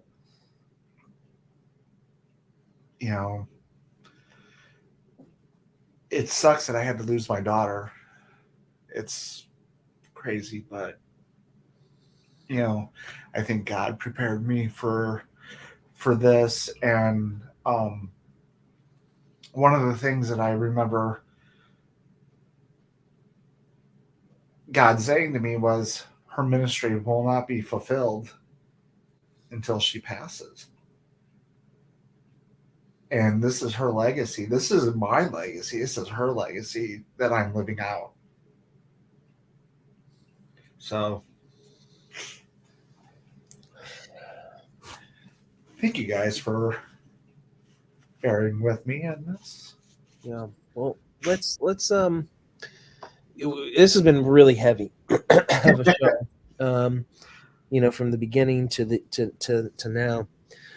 Johnny or Robbie, let's kind of turn right now to those things that give us hope during this time. Maybe some of the things, scripture passages, some of the things that we can maybe steer people toward that only hope that we have. If you're lost and you lose someone, you're going through cancer, you have no hope. You have zero hope. You have nothing. And even when you're a believer and you're dealing with these things, it shakes your faith, as Doug talked about. So these are the things that you need to have. If you're not reading, if you're not in the Word as a believer, you're not surrounding yourself with these scriptures, these things that only can bring the comfort and the peace. We'll turn to some music, but right now, maybe you guys can share maybe some of the passages that been impactful in your lives. Maybe Robbie, you want to start? You're muted too. You're muted, Robbie.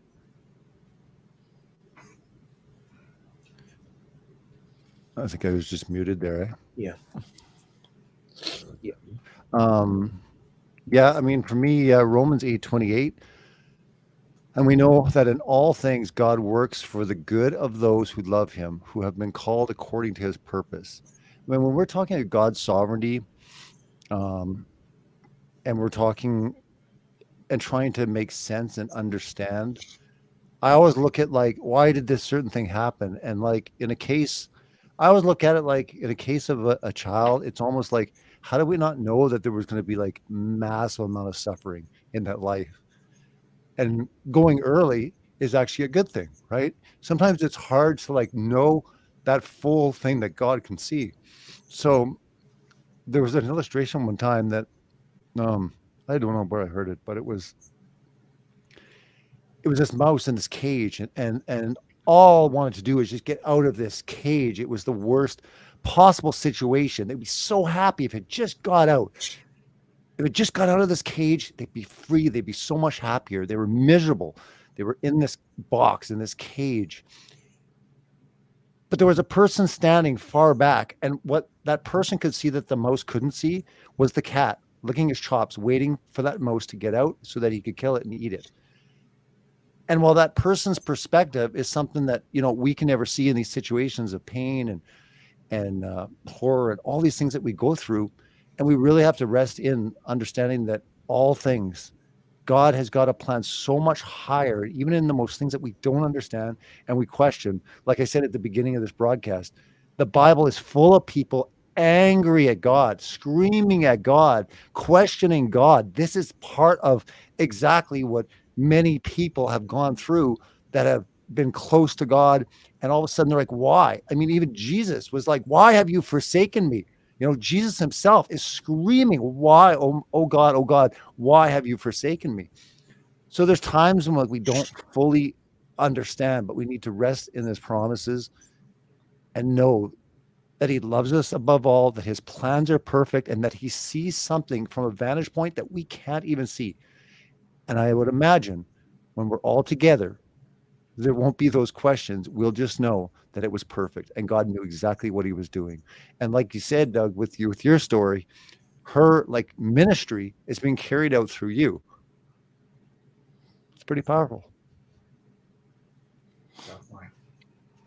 I just wanted to add, Doug, I just appreciate you taking the time to share with us as well.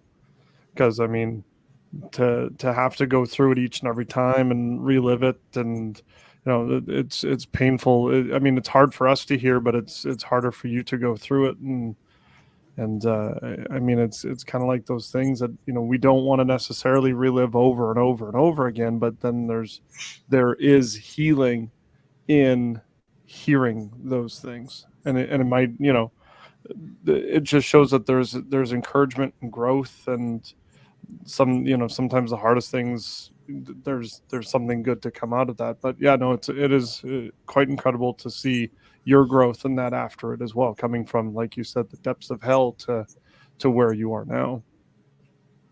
Definitely. I mean, for me, I always look back at who I was, where I was in my faith, and I've always questioned whether it was just surface or, did I not really believe back then? And, I just come back to, I look at, I mean, Chris can tell you, he knew her. He knew my children. He knows my children now. She was a bright star, and I mean, we could have been in the most miserable situation, and she just lightened up the room whenever she came in. She always was smiling, always was laughing.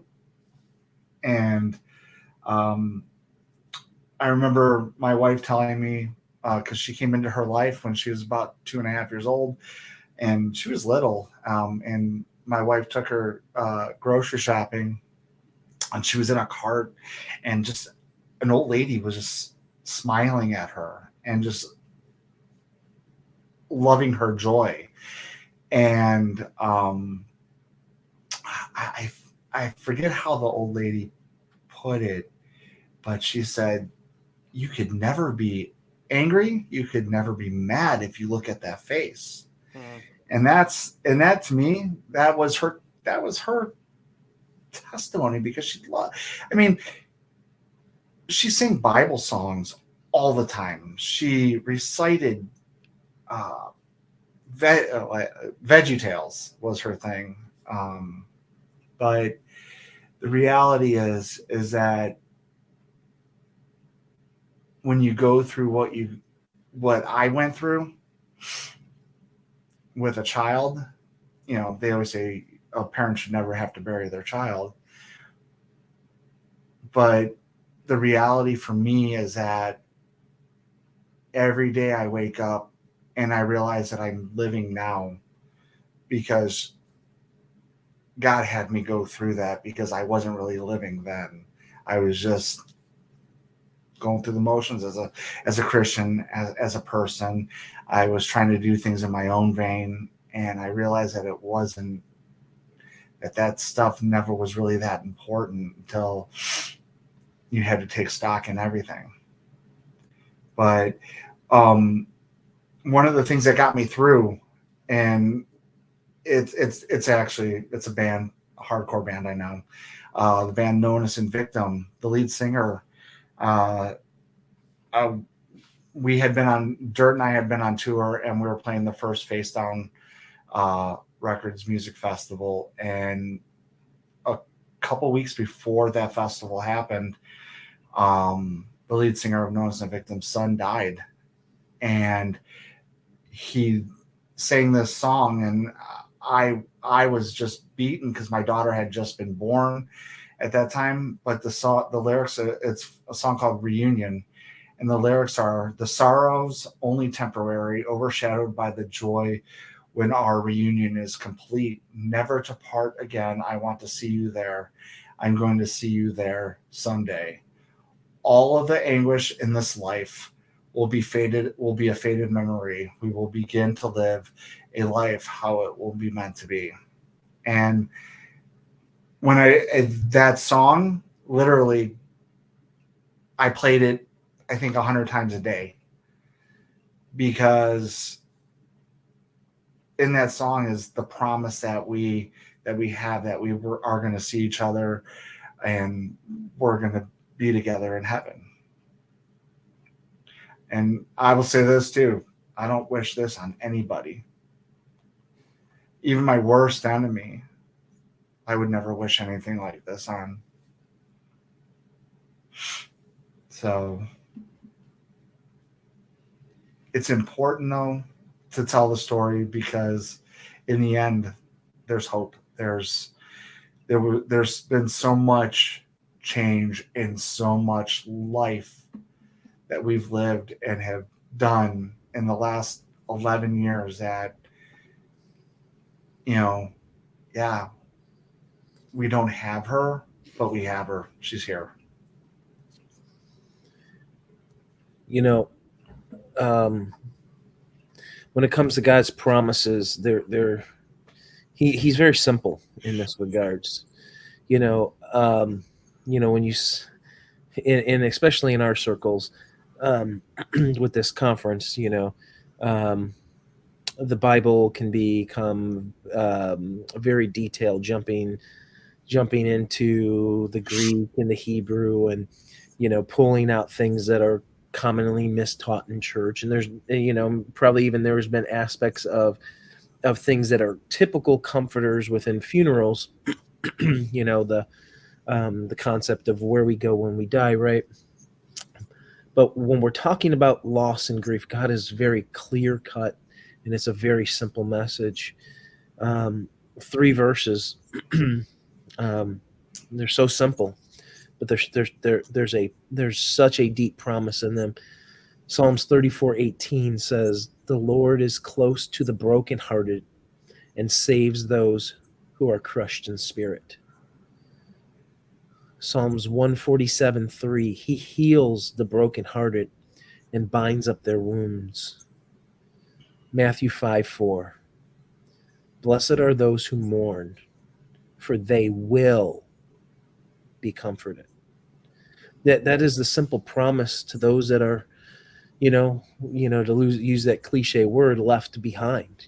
Because we do, when someone leaves, we happen to be the ones left behind, having to figure out how to deal with these things. And he says, when we truly rest in him, that promise is simple. And when we mourn, he will comfort us. He will bring us people. He will bring, it's something that he's not, the memory of them, the scarring of losing loved ones is something that you will live with forever. And you don't want that. You don't want the pain to go away, right? You don't want any of that to ever go away, because you don't want to ever forget about them. You never want to live a day without them in some form or fashion. And that's not what God's doing, but he will comfort you in this process. He will heal you. He will help you. You are meant to help others. Doug is in a position to do things that most people won't do or can't do. And it is only because of the experiences that he's given them. And, music plays a big part of that. Doug talked about the no innocent victim, situation and some of those things. But Doug also had this song, and this is a song of hope. And, this is An excellent song, because it's like there's when everything's dark and there's nowhere to go, God is that daylight at the end of that tunnel.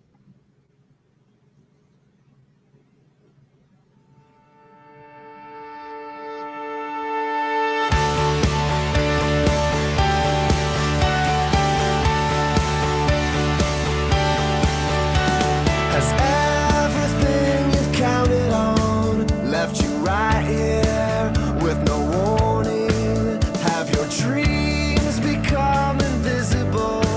Wait with me, dear, till the morning. Light will make the night burn out. Hold on. Daylight is coming to break the dawn. Daylight is coming. The brightest stars are falling down. Is hope lost in the black skies? The darkness must precede the dawn. Wait with me here till the sunrise.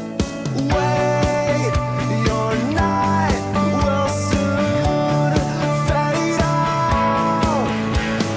Hold on, daylight is coming to break the dawn. Daylight is coming.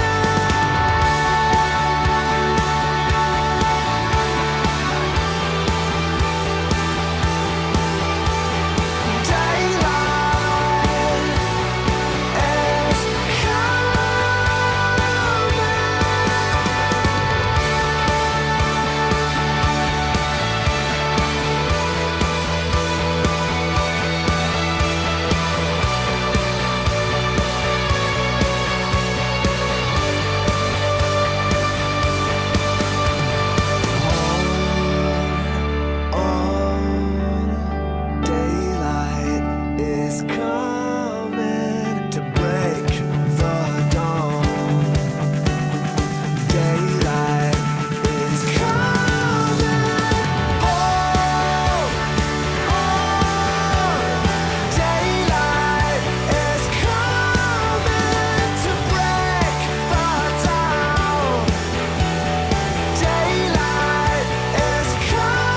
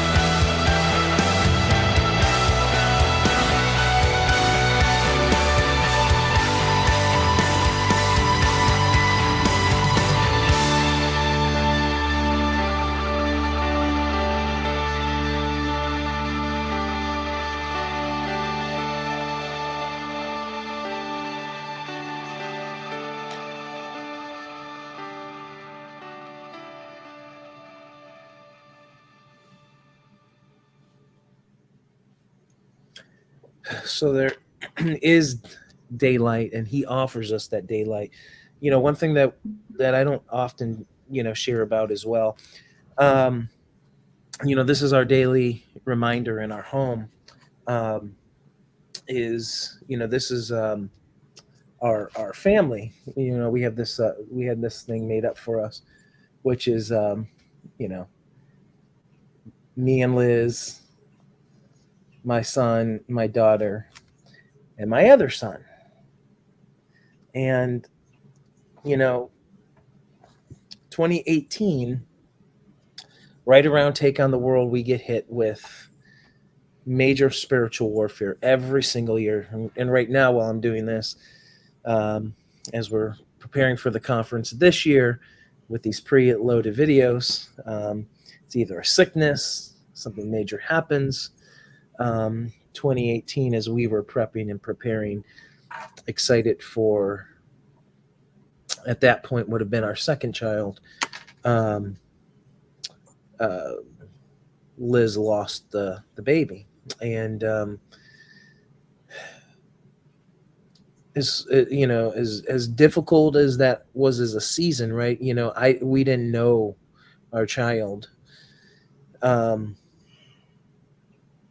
We didn't know them. We didn't have 12 years with them. We didn't have 1 year like Tedashii had. But these things are things of going, every time, we know exactly when it is, how old our child would be at this point. And there's a lot of you dealing with this right now. There's that daylight. He brings that daylight.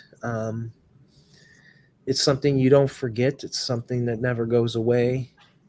But he does bring healing. He does bring peace. He does bring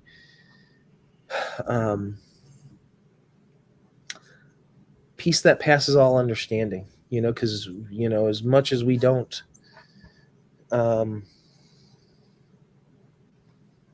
understand how we can get through the day, how Doug could go on to not only graduate high school, graduate college, then graduate college again, and pour himself into these situations, and he wasn't a spring chicken, and he wasn't, and and I'll tell you this, Doug was working all hours of the night, and God gave him daylight. He said, "Here, I've got this for you. I've got this plan for you." My prayer for you guys right now is that if you guys are watching this, and you are dealing with these things, Doug will give his contact information out at the end. If you're dealing with the loss of a child, I know Doug would love to talk with you, pray with you, spend some time with you. Reach out. This isn't something you have to do alone. And when you clamor up and go into a cave in a dark place, you're not letting that daylight that he has for you be able to be shown. He's sending you people not only to minister to you, but for you to minister to them. And, I don't know, what more you guys want to add to tonight's show, but, I'm going to let you guys speak, but before we wrap up with the final thing of tonight.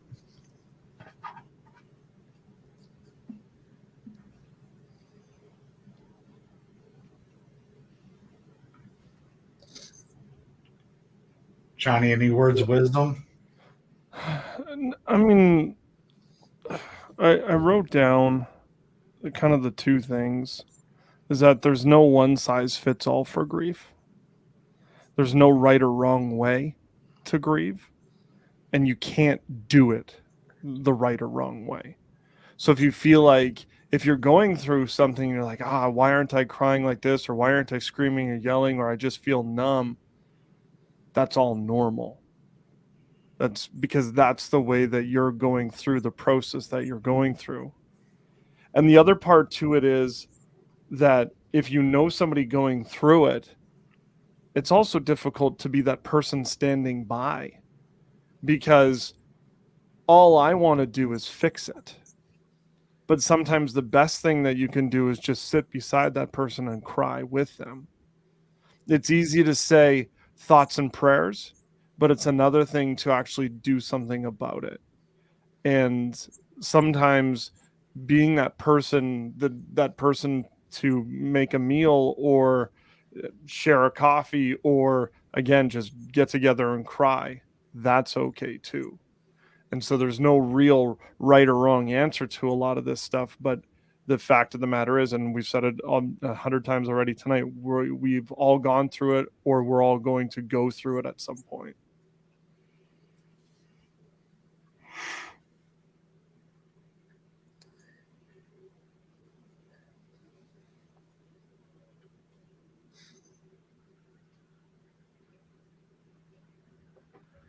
And that's all I got.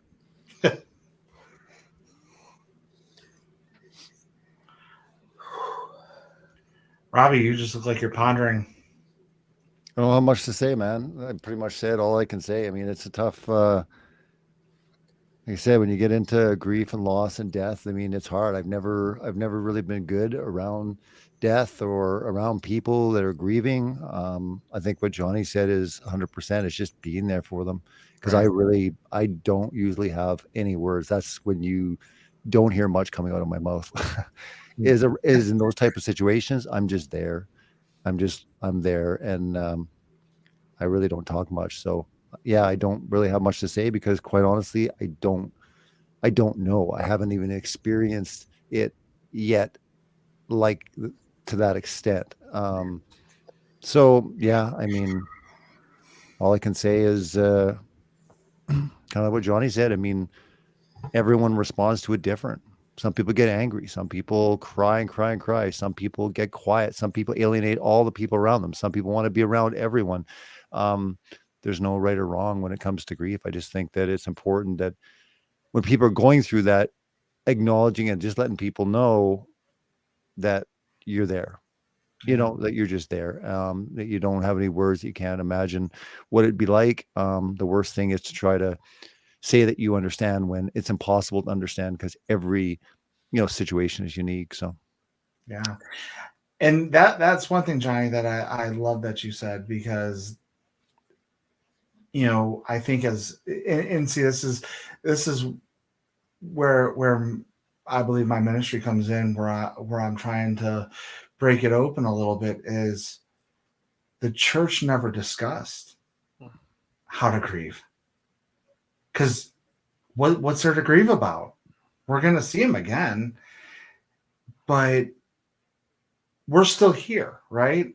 So we are going to grieve, especially if it's your child or a parent or somebody you really, really love. I mean, if it's just a person on the street, you don't have that attachment. And that was the one thing that when I was going through it, that I didn't know if I always thought I was doing it wrong, but I wasn't. I was doing it the way that I had to deal with it. So I thank you for saying that, because not too many people realize that there is no right or wrong way to do it unless you're harming yourself. But the reality is that if you're screaming, scream. If you're quiet, quiet. If you got to cry, cry. If you need to have somebody give you a hug, find somebody give you a hug. That's just, you can't just be 100% scripture all the time and rely on, the church body on that, because they don't know what you're going through. So I thank you for that.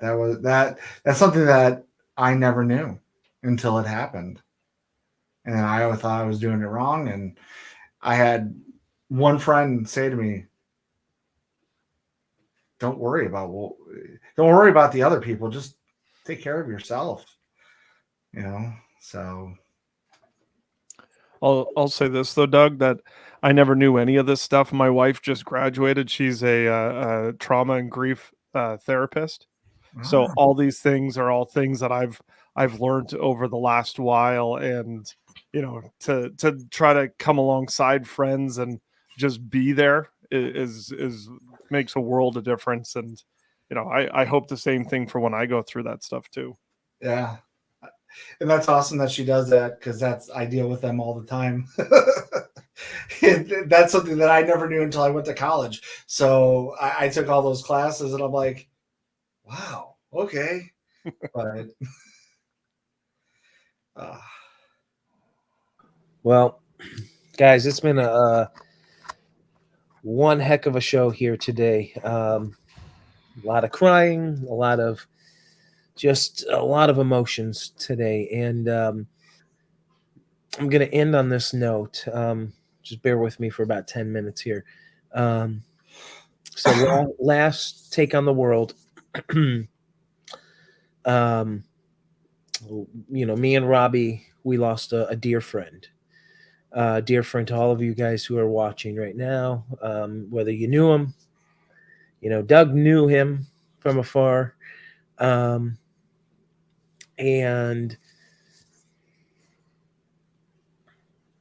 right after Take on the World 21, he was under the weather at the conference. And by the time he got home, our friend Rob Skiba had developed full-blown pneumonia at this point, to the point to where he ultimately couldn't hold down food. He couldn't, he wasn't doing a lot of things. He wasn't breathing well. His oxygen levels weren't great. And needless to say, without pointing fingers and doing all that stuff, Jeremiah and Sheila, they're coming out with a book that's going to detail all that in great detail, as everybody may or may not know.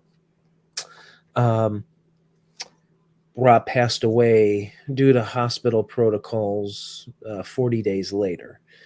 Rob was as for many of you, he was the one who opened up people's minds to looking at Scripture in so many different new ways and exposing things within Scripture, and the countless, Robbie, hundreds of thousands of people that Rob was able to reach. Easy, from actors and highfalutin people, and he had government agencies listening to his program. You come to find out.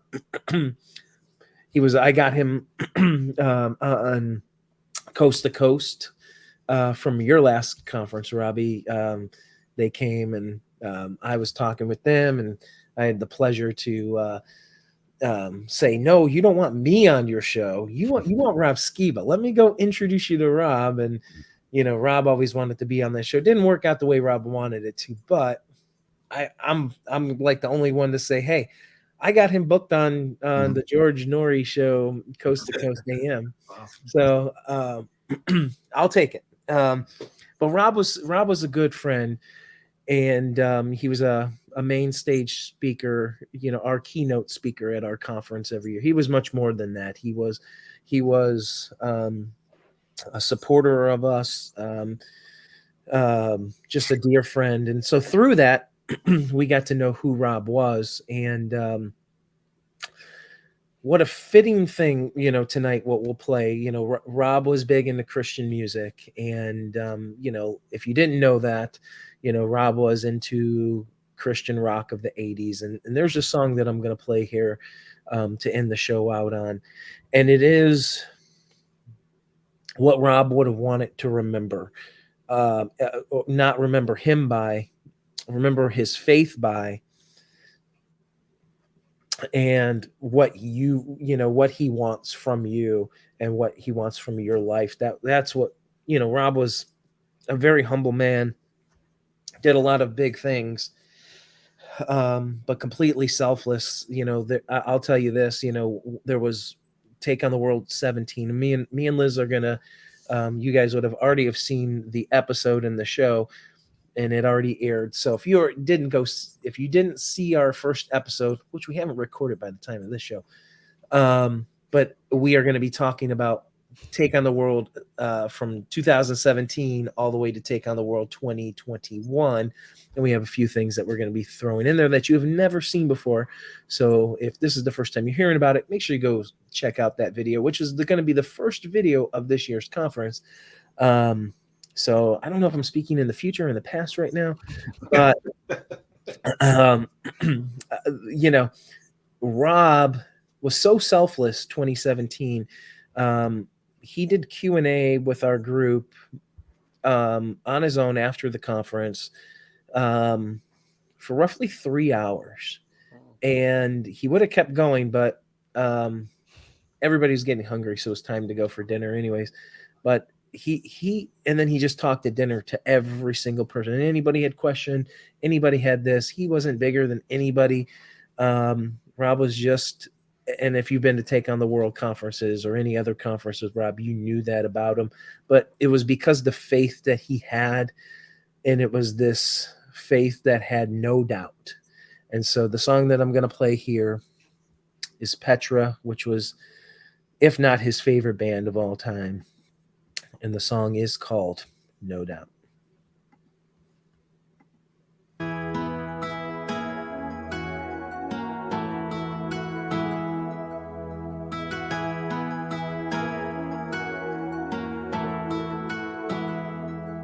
There are times when you feel like you can't go on. There are times when you feel like giving in. And there are times when you feel like you can't try anymore. There are times of trouble in believing. This test of your faith will last as long as it takes to pass. Do you have no more doubt you'll endure? And your faith will emerge true and pure. No doubt it'll be alright. With God it'll all work together for good. No doubt in the end it will be understood. No doubt it'll all work out. With faith he can move any mountain for us. No doubt in the power of Jesus. And after all is done, we find out all we really need to have is no doubt.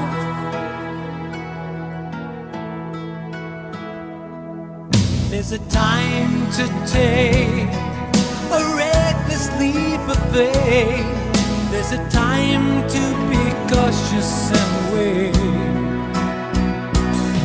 And there's a way of learning from the past that this time of trouble won't last. And sometimes we want to think we know the ways he will choose to make us grow, but it's never the